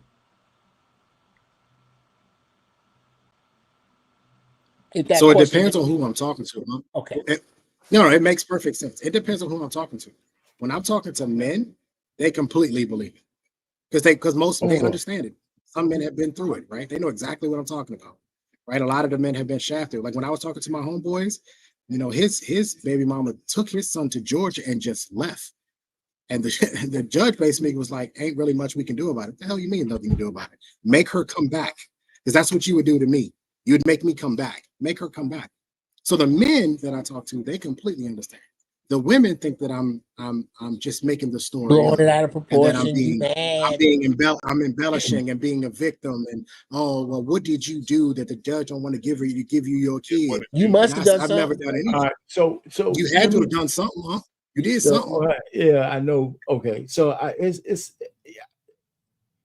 I can see the men agreeing with you more, and the women always making excuses. But hey, I want to go to the next thing. Okay, and again, the premise of this stream, Trey, now that you just came up is, if based on this newfound emancipation that we have based on what we think is going to happen tomorrow and what black men have done already to actually get in the news as a difference maker in this election. I said, well, what can we do to keep the momentum going or even better? Right. So the fifth thing I have on the list, I think is something everybody would be interested in. I say that we need to stop lying to women for sex. For sex, right? I said we should just be intentional in all things, right? I'll concede that being brutally honest is not what women want to hear, and we're going to leave a lot of sex on the cutting room floor by doing that. However, I mean, these lies are another form of bondage, right? Lying to somebody, one, you got to remember that you're lying to them all the time, right? So if you're there only for a good time, why not just tell a chick in whatever way you know how? If you're there and you want something meaningful and lasting, a relationship with a single mom, for example, tell her, hey, listen, I don't want to, if I don't want to have a relationship with you, but I just want to bang you out, just tell her. See what she says. If you're looking for a partner, let me just finish this. If you're looking for a partner, right? If you're looking for a partner, express it, express the terms of the deal. And just tell her, okay, we're going to be partners, but we don't need to get married. So here's the terms of the deal. And if you're looking for a covenant wife, tell her and see where that goes. So, as opposed to playing games. I guess that's what I'm saying. But the truth of the matter is women actually don't want to hear the naked truth a lot. They want plausible deniability of why they're giving you some ass, right? But I think we should do that anyway. I think more men who just straightforward with their relationships to get laid. I think I just think it's less pressure, less problems, maybe less sex. But when you get it, at least you don't have to really worry about the bullshit. That's what I'm thinking. At least you worry less, right? So I don't know. What do you think about that one? How about that as being a modus operandi going forward for some men, more men than they, because I know we like to play the game. And we like to coerce the jaws off of women, which doesn't seem like that hard to do for some guys. Is that all just crazy and all wet? Just telling the truth about what your intention? Listen, I live by a code. It's very simple. There's no need to lie to women because they'll lie to themselves. I don't have to wait. I don't have to worry about lying to them. I just get to tell them the truth, and that's how I go. She'll lie to herself. What I realize is that depending on where you are in life, there's a guy who told me something. He said, when you meet a woman, take her to go look for a house and watch her start to put herself in the home. She starts lying to herself. You just walking around the house. No intentions of buying the house, but she's starting to put herself in the home. She's lying to herself. So look, you can lie. You can tell these women the truth. I think overall, the issue isn't about whether you tell the women the truth or not. I've said this before, the value of the cooch is severely diminished and declined. It is free. You do not have to pay for it. You only have to give a little bit of energy and effort. You don't have to actually pay any money. It doesn't cost you anything. So what you lying for? There's no need to lie. These women will have sex with you if they so choose. You've got to be the right guy at the right moment. You got to put yourself in the right position. There's a lot of guys out here that are not, but I would imagine would be worthy of having sex. These women are sleeping with them anyway. The statistics are clear. There's a lot of black men running around here don't have no kids at all. And so that tells me what I need to know is that there's a lot of black women out here having sex with the same guys over and over and over and over again. So a lot of guys out here are getting it. They're getting it, and they ain't really got to do nothing to do it, to get it. But maybe have some status. Maybe they got a little bit of money. Maybe they got a little bit of clout. Maybe they got a little bit of this, a little bit of that, right? Especially if we're living in a world now where superficial things count the most. She's tall, he's attractive, he's good looking, he's this, he's that. These women will sleep with you. They will do anything. So I agree with you to a point, Arpane, but I think it has less to do with us as men, and it has more to do with them and the hookup and the hoe culture that we currently live in. Okay. All right. TJ? I've been saying since I was in my early 20s, there's no need to lie to these women. If they're gonna go for it, they're gonna go for it. it keeps the confusion down. You know, I don't understand why you gotta lie to them. I mean, it keeps the confusion down. But a lot of guys, I see a lot of guys are, you know, thrive in that chaotic world.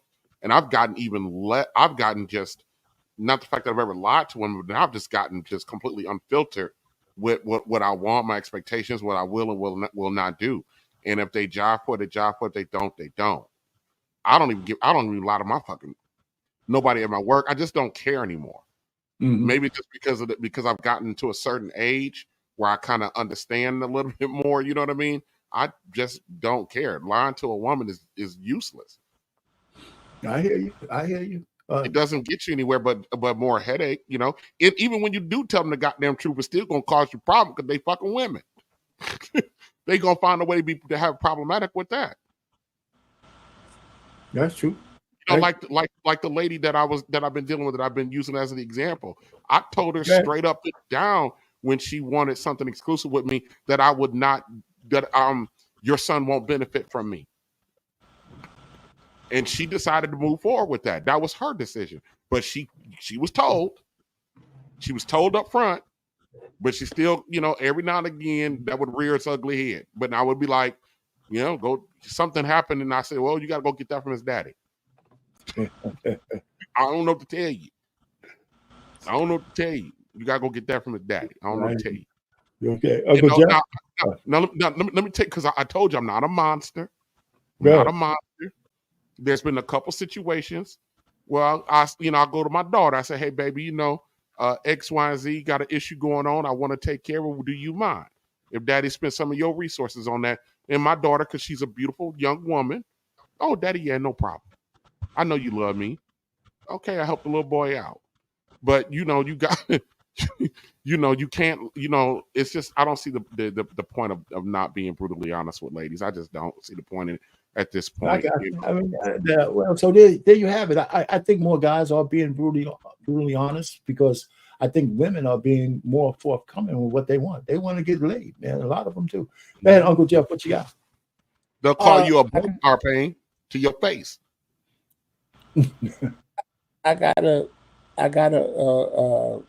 give TJ what I'm gonna call a hard applause, because what it is every story you've ever heard has a victor and a victim, and the victim of the story is usually the one who gets the shit end of the stick at the moral of the story. The moral of that story with that woman is that this is the man you chose to splice jeans with. The cautionary tale, it should be what you tell women about how I deal with you, so that they don't wind up doing this shit. Yeah. Because you made a mistake in choosing this man. Now, do you want me to backpedal from, are you trying to say my baby was a mistake? I'm not going to backpedal from that. Yes, he was. That's the same place Viagra came from. A mistake. They weren't trying to make it. There are plenty of things that come from mistakes. Did you mean to purposely fuck a dude to make a baby with a nigga that stays in his mama's basement? Was that your goal? Did you leave the house that day? Then you made and you are supposed to tell women that come after you not to do that shit. It's about to be some female victims, bro, and it's time. It's time. Society says it's time. The clock says it's time. It's time. And there's one of my favorite sayings is, there is no great American black woman shortage. There is a tainted pool of black female mind that we can no longer ignore. That you have if you have a mind that is solid, or at least a mind you are working on being solid, you deserve no less than that from a mate. And you ain't wrong if you don't pick somebody outside of that. Okay. Here you go. Well, I mean, I think we hit that one. I think we got a nice, solid round of answers. My next one really is, I think that one of the things that we need to get straight moving forward is giving women mixed signals. The manufactured body versus the natural one. And the reason why I bring that up is, and I'm gonna show you a video that'll kind of emphasize the point beside me just saying it. But the natural body, well, most men say they want natural women, but women are attention hogs, and all they see is the ones with the manufactured body getting all the play. So let me just go ahead and put that up, and bear with me for a second. It's a real short clip. All right.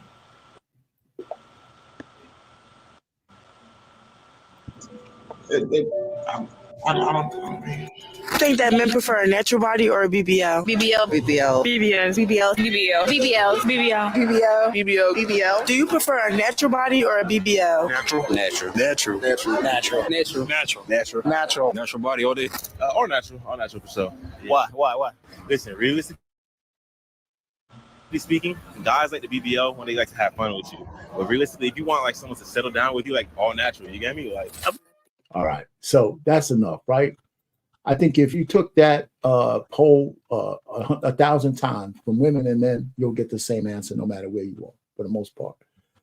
Why is that, gentlemen? And why? And what? How are we complicit as men? And because knowing women are attention hogs, right? We'll sit back and say we want natural bodies, natural bodies, natural bodies. But even the women who are natural are jealous of the women who look like transvestites getting all the attention, right? They got all the, the long hair, the fake nails.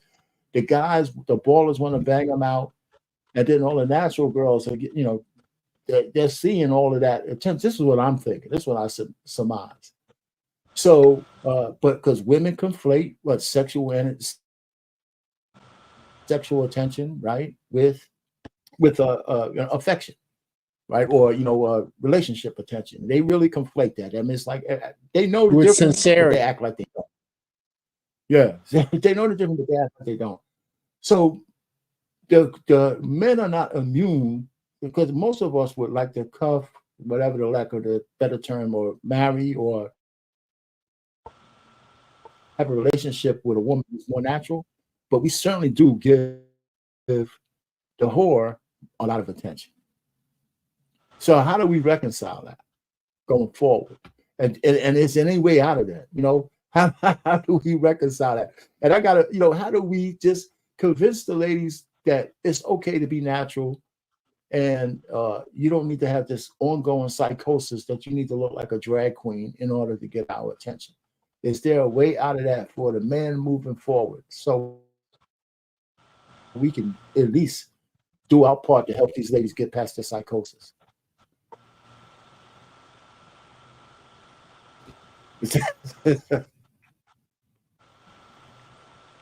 Is anybody? I'm trying not to hog the floor. Well, you can go first if you Look, got. I don't really give a damn, to be quite honest. To be quite honest with you, the pussy ain't getting plastic surgery, so what the hell? I don't care. Like, if my goal is to have sex with her, what do I care if their ass is fake or titties? I don't care. I really don't. I mean, the lights are off most of the time anyway. I can't see it anyway. So what the fuck do I care? You know what I mean? Like, I think it's much to do about nothing. I think older generations focus on this. And I think this is one of the things that this is a PC answer for a lot of men to say natural, when majority of most men don't really give a shit. They don't really care. And I see a lot of guys walking around, and I'm in downtown DC walking around, that girl got fake boobs, they got fake this, got fake that. She got fake everything. These dudes don't really care. They don't really deep down care. And I think it's just the proper answer to say we want our women natural, but in actuality, Okay. As long as the pussy ain't got no work on it, or her mouth ain't got no work on it, I don't think dudes really give a shit. I really do. And I certainly don't care. I talk about Bernice Burgos all the time. She got fat transfer and fake boobs. I don't really give a shit. I could care less. So I think if men were truly being honest about this, I don't think that they honestly really care, unless they know up front. If they know up front, maybe they do. But I think when a lot of these guys meet these women, if they don't know, maybe they find out later after they've gotten to know her. I don't think they really truly give a shit. You don't think there's really any difference between them wanting to have a relationship with a chick or somebody who's just completely fake everything, especially the BBL? Yeah, but I could do that with a natural woman too. I see natural bodies in the gym every day. I mean, that don't mean I want to wife her. You know what I mean? Like just because she got a I mean, nice but if you natural had a figure, preference, though, Trey, what would you? my preference is a woman who looks good and has her head screwed on straight. Okay. I could care less if her titties are fake or her ass, she got fat transfer. I don't. Is her head screwed on straight? You know what I mean? Like, does she actually understand what the fuck is going on in the world right now?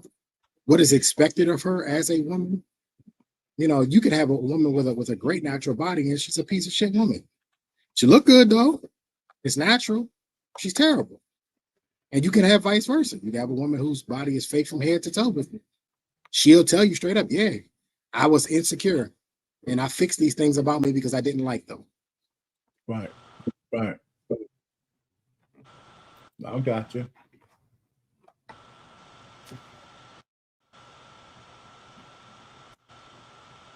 Anybody else?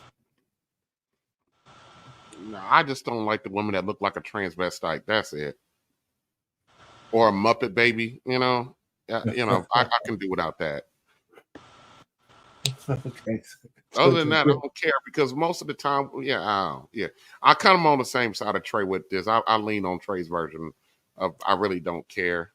I mean, I know what I like, and if I don't like it, I'm not really approaching it anyway, or trying to. I'm a fat, ugly dude. I can only get so much, even with my money. Fuck you laughing at, Trey?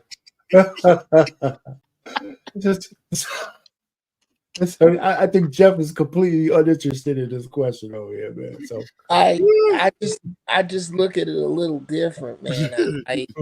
I when you say that you don't care if you're breaking up a little bit.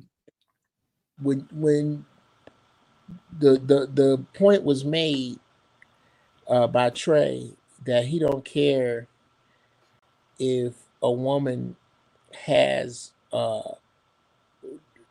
fake boobs or fake ass as long as her head is on straight. I submit to you that a woman that gets fake boobs and fake hair and a fake ass does not have her head on straight. The black, and then this is again just me. And if I were, I'm blissfully married. I'm cool, but if I were if I were single, this would have to be the deal, and she would have to understand. The black woman in her unweaved, unpermed, all natural state is the Earth's original blueprint for beauty. And any subtractions, additions, or substitutions are quantum steps in the wrong direction. If that's what she's doing, that's fine. But again, because there is no great American black woman shortage, that's just not what I'm having. That's just not going to be in my particular program. I'm not having it. All right. So listen, I got one more thing on this subject, and you guys can bear with me. It's Can I respond? Yeah, go ahead. If I go get a hair transplant, am I jacked up in the head, or am I insecure about being bald? If I go get a hair transplant, I'm a bald nigga. See all that? I'm bald. If I go get a hair transplant, am I jacked up in the head? Is there something wrong with me, or do I have an insecurity? It depends. Okay. For the sake of argument, I'm gonna say you have an insecurity. I think the women that I've dated who got boob jobs, I dated a woman who had 8 cups at one point in time. And then throughout our relationship, she went from A to D through our relationship. I don't think anything's wrong with her. She's a married woman now, right? She married someone else. She's a married woman now. She's been promoted. She has a PhD. I don't think anything's wrong with her in her head. I think she had a legitimate insecurity. She had a chest like a 14-year-old boy and she didn't like it. So she did something about it. I think what happens with some, not all, because there are some women who are batshit crazy, and Uncle Jeff is correct, right? They get too much plastic surgery, they go off the deep end, right? And it doesn't make any sense. But if you're talking about a woman who said, "Hey, look, I grew up and I never had a booty, and I got a flat butt, and I didn't like the way I looked, and it was hurting my confidence, or I was insecure about it," and she went and did something about it, I don't really have an issue with that. Now, if it's something along the lines of she made an investment, she made an investment so that she could use this to propel her in some sort of like sex market. Yeah, maybe she does have some issues going. Maybe there's something going on mentally upstairs. But I met regular. I was in the military. You know, in the military, Uncle Jeff, they can get these services done for free. Yeah. As long as they pay for the booze, they got it done for free. I don't think these women had anything wrong with them upstairs. I think a lot of these women really looked in the mirror. They don't like what they see. They want to do something about it. Yeah, that's fair. It's fair. But let me just show this last little piece here, and we're gonna go ahead and get goes.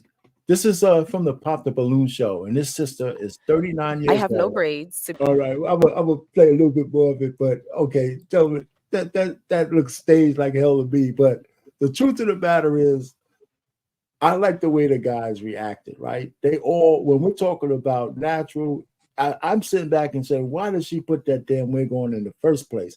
And here's where I think it's staged, because it wasn't pinned down at all. I know ladies who, if they're gonna wear wigs, they're making sure that shit won't blow off with the wind. There's something that's gonna hold it down. So that had to be kind of staged. But in your opinion, is she finer with that short haircut or with the wig? And what do you think about the guy's reaction? Anybody? I would have popped my balloon. You would have popped your balloon? I would have popped my balloon. She looks like a completely different person. Say that again? I would have popped my balloon. She looks like a completely different person. I would have popped my balloon.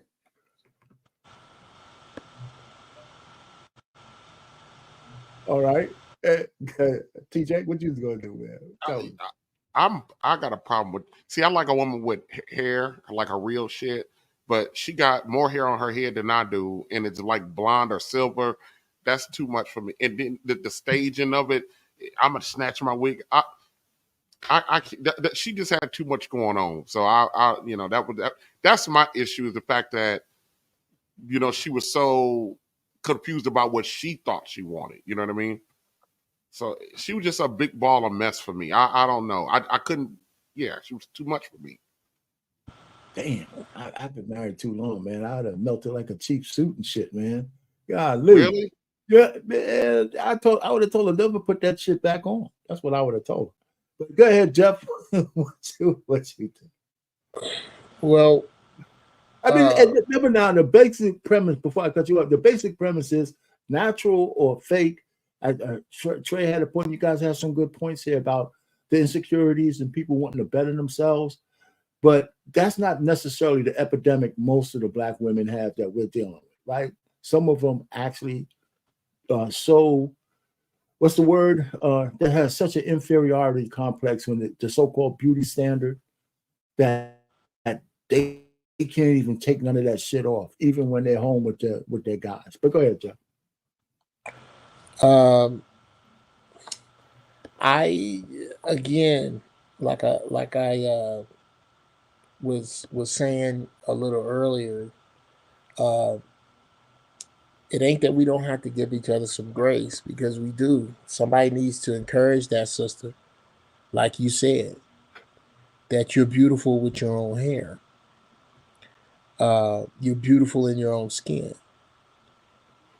But I can't be the initial encouragement to that. You got to have some of that. That's not a plant that I plant. That's a plant that I water.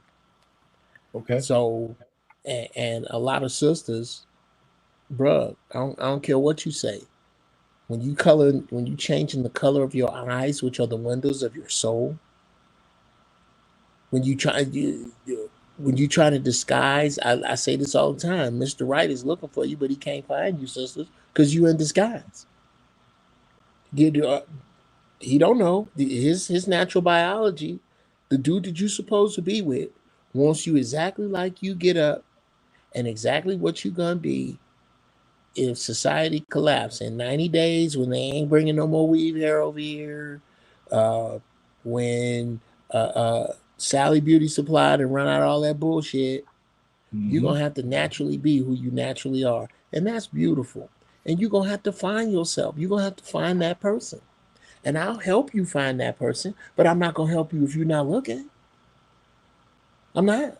I think it's a case-by-case sister basis. Gotcha. If you, yeah. Yeah, I don't think everybody looks good. You know, I think she looked better with the wig. I shouldn't put it back in. She looked like one of the, like, you ever seen the movie Meteor Man? She looked like one of the dudes off of Meteor. Yeah. Wesley Snipes, like slide that Snipes. With Robert Townsend. She got the think about Demolition Man. She got no, you're right, Uncle Jeff. She got the Demolition Man going too. She got the Demolition Man. Yeah. She looked better with the wig to me. Like I said, I don't know. Play that back just a little bit, Payne, just the wig snatch.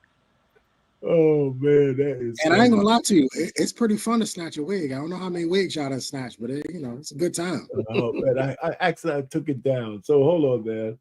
I took it down. Oh, don't worry about it. All right. Yeah, I took it down. But anyway, but listen, I just say, but my thing is, I think we got some good answers, and I prefer the ladies natural. But the truth of the matter is, I do agree with. Maybe it's no right or wrong. There are some women where it's an enhancement, there was no issue. But I think the prevailing issue in the Black community is more on a psychosis level. I really do. I mean, there's women who are looking for certain things to fix, and I don't have any problem with that, fake boobs and all that. And if the BBL is done well and professionally, blah blah blah. But that's not the general issue in our community. The general issue is that the women are competing with each other to try to snag a real one, and they all starting to look like each other. So I think there's an epidemic, and the way they fight over those wigs and all that kind of stuff, and nobody could tell me how to look, and I'm doing it for a man. And, I just think that's all part of the same old bullshit. But you got to leave room for people just trying to self-improve. I understand that. So my next one, because I know we're coming down close to the end of the show, I got two more, and they're not as long. The seventh one is, I think Black men in the future, I think the so-called manosphere that used to be here, and YouTube has given us a platform to where we could talk like we are right now. And I think that there's still more than enough Black men stuck in red pill rage. We gotta let go of that shit. I think we need to let go of that. I think we need to understand that there's some women ain't never coming back, and we don't need them to. We need to start fishing for women who want to follow men moving forward in the right direction, and the ones who are stuck on feminism, stuck on the way they need to be stuck, hold Black men in contempt. We should stop trying to save them. I think it's a waste of time, waste of energy. I think that women who are looking for more, they'll recognize it when they see it, and those are the ones that we should. And not me, I already did it, but the guys who are actually looking for meaningful relationships, that's the ones we should focus on. You guys should focus on. There might be few and far in between, but they're out there somewhere. They're out there somewhere. I don't know. So what say you guys? I do have another video on that one, and maybe I'll show the video before you guys go ahead and talk. Let's go ahead and get that. It's real short, and and it kind of follows part of this, but it also talks about just moving off the plantation in general, and it's talking about don't let anybody, whoever's left behind is going to be left behind. So this is a sister talking, and let's just see if she makes any sense. Black card revoked. I don't give a damn about no black card. What the hell does that mean? You can't take anything away from me that my God gave me. I don't want to be one of y'all. If being one of y'all means that I go along with whatever the government tells me, the same government that I blame for my poor circumstances. If being black means that I depend on the same government that I blame for poor circumstances, I don't want to be black. If being black means that I can't critically think for myself, I cannot have any independent thoughts, and I have to follow along with weirdos who like having their body parts played with in secret, I don't want to be black. If being black means that I invest all of my resources into my ass and fake hair, I don't want to be black. If being black means that I'm not allowed to live in decent areas and have a beautiful home, I don't want to be black. If being black means that I can't have a nuclear family, I can't have a husband and some kids, I don't want to be black. If being black means that my children can't grow up playing outside, being literate, and having number sense, I don't want to be black. If being black means that I have to give up my freedom of speech and my freedom of thought, I don't want to be black. If being black means that I have to be a fool who cares more about being sexually promiscuous and spending money on stupid shit than establishing a village and an empire, I don't want to be black. I don't give a damn about none of that. There's nothing that I've accrued over these last 36 years that y'all can take from me. I don't give a damn. I don't want to belong to y'all crusty, ashy, dusty communities. No way. Okay? I don't care about none of that. Take the card. You can't have my American Express. You can't have my Chase Freedom. You can't have my Southwest card. You can't have none of those cards. You can't have my Fifth Third Bank card. You can't have my business accounts. You can't have none of the cards that matter to me. You can't have my Social Security card. You can't have my ID card. You can't have my passport. You can take a little funky black card. All right. So, Eddie, what say you guys? Anybody? Go ahead. So, just in general, what do you guys say?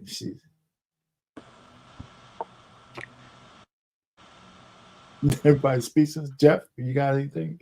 PJ? I think she makes a lot of very solid points, but and I hate to be the dude to go down the road of she's so on point because what does black mean anyway? No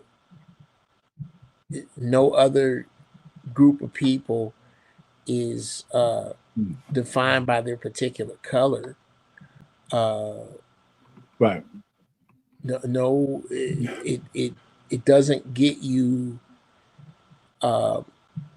It doesn't get you anything officially. If you look in the Black's Law Dictionary, it doesn't mean much there either.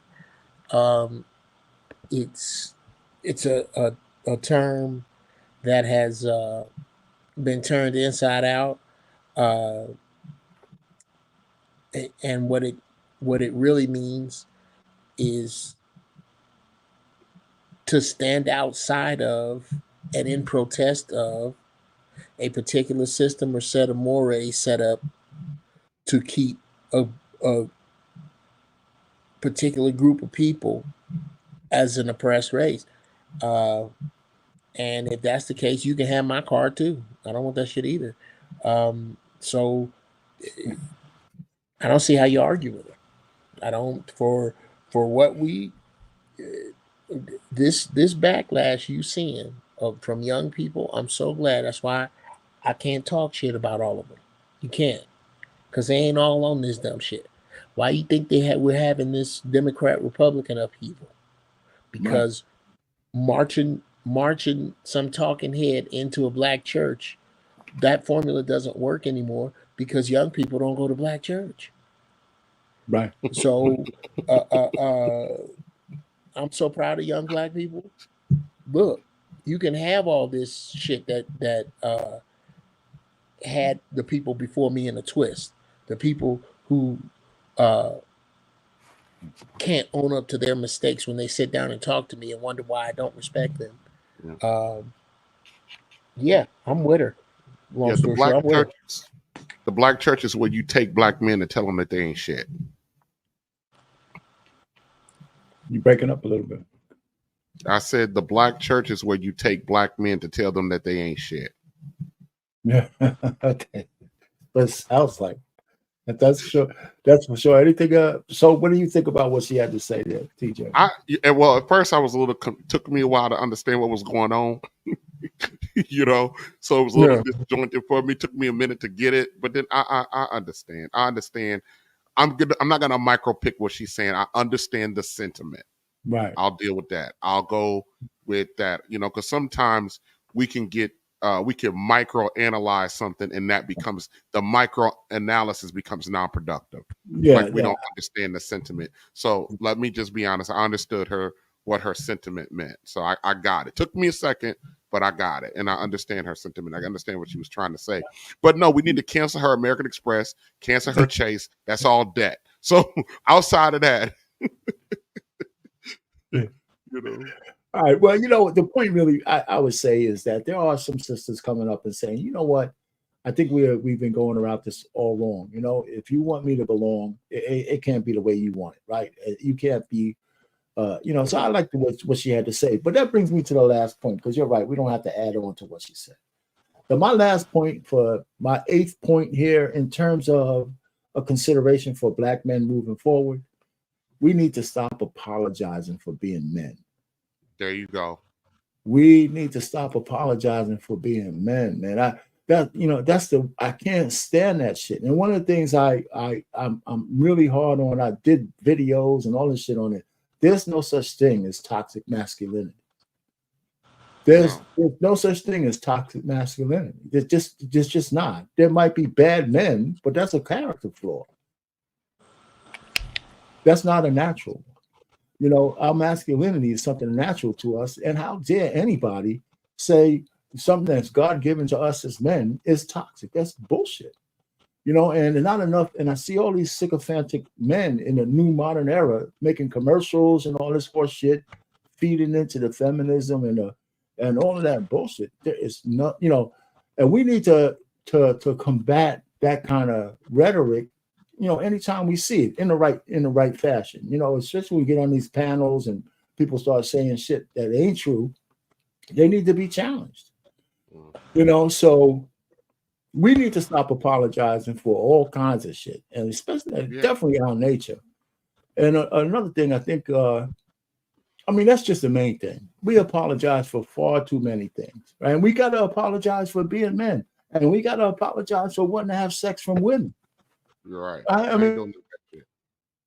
If you're heterosexual men, whether you're a good man, a bad man, a religious man, if you're a heterosexual man, when you approach a woman, at some point you want to bang that thing out. Mm-hmm. Now, how you approach it matters. What you ask matters, but we gotta stop apologizing. Okay, I said it enough. Go ahead. What you gonna say, TJ? No. I'm just over here agreeing with you about we need to stop apologizing for just being the man. It just reminded me. I wish I could take you guys to work with me, to listen to the dynamic of this. I'm one of 3 men in my department. We got 35 people in the department. I'm one of 3 men. But one of the sisters the other day, I was talking to one of the white ladies, and I was fussing about my daughter giving me the blues. And this Black woman come around the corner. She hears me say that, and she goes, "Well, she giving you the blues because you are."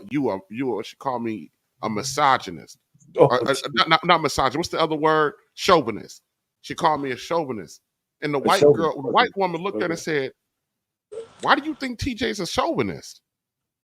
Well, he this and that. And the white woman cut her off. She goes, "He talked just like my husband talk. What are you talking about? He talks like any other man that I know talk like." The white woman's talking to the sister, And then the white woman goes, "Oh, that's right. I'm sorry." I know what the white woman was saying when she said, "Oh, that's right. I'm sorry." I got what she was saying. She had to remind herself that she probably wasn't been around enough men and her day to day to understand that. And so I wasn't going to apologize. My daughters give me the blues because that's what little girls do to their daddies as they get older. They give them the goddamn blues. Because you want to stomp them out, but they're still too cute to do it. You know what I mean? Yeah, Jeff, you got something there? Yeah. No, don't apologize. We need to stop. You finished, TJ? Yeah, I'm done. Okay. I think that to go back to something you were talking about with lying and apologizing. Um, I we got to take our part in this. I think the game started to come apart when brothers started treating hoes like nice girls and nice girls like hoes. Mm-hmm. You, Okay. this is on us, and it is true that women fall in love with what they hear. We fall in love with what we see. Um, I still try to teach women this lesson. It, you're getting the word player mixed up. A player, and I know a few, is a man who can walk into a room with one woman on his arm, be sleeping with one or more women in this room. All of them women may or may not know each other, but they all know they ain't the only one, and they all cool with it. That's a player. If now you take a man that walks into the same said room with woman number one, and he got to try to get out of here because women number 2 or 3 are here. Okay. That's because he's not a player. He's a liar. Players don't lie. You don't lie. We do. We need to stop lying to these women. But because we are now a ruling generation of men who were raised and ruled by women, you have to understand the average single woman, the average single mother does not give her son advice that's good for her son. She gives her son advice that's good for whatever woman he dating. I hear you. They even give their advice from a place of a female advantage, not understanding that you love him. This strange girl don't. Right. You're not giving him the proper advice you're supposed to. And there has been such a twisting of all of our brains. And the majority by nature, the majority of the human beings waking up and going, maybe I need to change the way I think, are men. Right. Because we are creatures of logic. Women have a problem separating wrong from bad. For us, wrong is just an opportunity to change course. For them, wrong is a judgment on their soul. Why you think they'll use 600 words to get around culpability when 20 would have done? Right. Because of that. We got to factor all that in, fellas. And we have to factor in that whether natural or not, man-made or not, there is a huge woman surplus. Huge. Yeah, I hear that. Listen, we got to come close to the end of the show. I know TJ said he got to go. We let's do a little bit of final thoughts. I don't know if that would be yours, Uncle Jeff, or not, but yeah, I'm good, man. Hey, thank y'all for having me. Good show. Thanks for coming up. All right, I'll catch y'all again. All right, thanks for coming up. TJ, what you got? Payne, let me tell you something. Yes, sir. Your topics, what you do over here on your piece of this, severely underrated. I mean, they're that good. They're that good. I got to give it to you, man. They're that good. They're really underrated, and the way that you moderate. I mean, I know you like to drop kick people into a corner when you got a point to make, but I think I like the moving it's a little frustrating, but I like the moving the conversation. Remind me of my old boss I used to have in my 20s. Boy, he'll cut you off in a fucking heartbeat, and then because he got to move on. You know what I mean? So this is I think what you provide over here. I appreciate you coming up, man. You made this worthwhile. So did Jeff and Trey. Yeah. I needed some people to come up, so I appreciate you. Breaking that seal, breaking the ice. Anytime I can, I'll be back. I'm on vacation for like another week, so anytime I can come back up, I will. Okay. With you. I like what you do over here, but this was a good topic, and yes, appreciate it. Back to the original point, fellas, sell your vote. Don't be beholden to none of these motherfuckers. Make sure you get what you need. Make sure you get what you need. And fuck what these women got to say. They gonna be there regardless. Absolutely. That's what you learn when you become an older man. These fucking women gonna be there regardless. They want to be around you just as much as you want to be around them, maybe more. So exactly. Especially I'm if done. you're moving in direction. I appreciate you coming up, man. Thanks. Hey, listen, so my last thing, understand this, man. Understand this. You know, where you have responsibility, you must claim authority. And some of you will get that. Where you have a responsibility, you must claim authority. The worst position you could be in is have responsibility for something and no authority to manage it, change it, fix it. That's a bad place to be. And especially in your home. Especially in your home. So that's why when I hear men say, she allows me to lead, I cringe. What the hell are you talking about? If you have a woman and you're married, there's no she allows you to lead. You're either leading or you're not. You're responsible for it all. No matter what she says, society tells you that you're responsible. Society coddles women. I don't give a shit how professional they think they are. Look how they coddle Kamala Harris. She wants to be president and they still coddling her ass. But men get no such coddling. So where we have responsibility, we have to take authority over whatever that responsibility is. And listen, to the chat, I appreciate you guys spending time. Make sure you hit the like button, send a cash app to, Black Man Unfiltered Network, for the things that he does to have this on. I really appreciate the chat. We had a good time. That was my 8 considerations for men moving forward. It's going to be really interesting to see what happens on the 6th of November. But by the way, there's Monday Mayhem coming up next.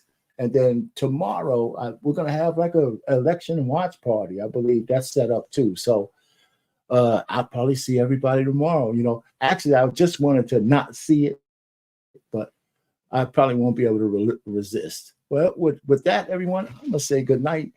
And I appreciate all of you guys coming up.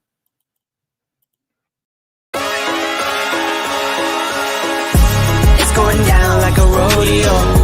It's going down like I told you so. It's going down like a rodeo. It's going down like I told you so. I hope you're all here for the ride. Come inside, cause it's going down tonight. Only here for one night, no lies. Come and saddle up a ride. Need a yeehaw, you know how here for one night and we just wanna party. In a fast car, a Ferrari. Hit the push start, I don't need a car key. Start on Broadway, and it's gnarly. On a late night, but I'm not tardy. Right on time for the parties and Barbies. Strolling with a chunk of green like a golf swing. Hey, hey, hey, hey. Bottles on ice, mess around these skates. Hey, hey, hey. If I gotta say it twice, then I got nothing to say. It's going down like a rodeo. It's going down like I told you so. It's going down like a rodeo. It's going down like I told you so. I hope you're all here for the ride. Come inside, cause it's going down tonight. Only here for one night, no lies. Come and saddle up a ride. Come and kiss me up, it's going down. Like a train with no brakes, I'm not slowing down. See us showing up, we're showing out. Better pack it in till they kick us out. I'm no nailing them, I'm a lunatic. It's no telling when I get loose a bit. Got my babe, my boo,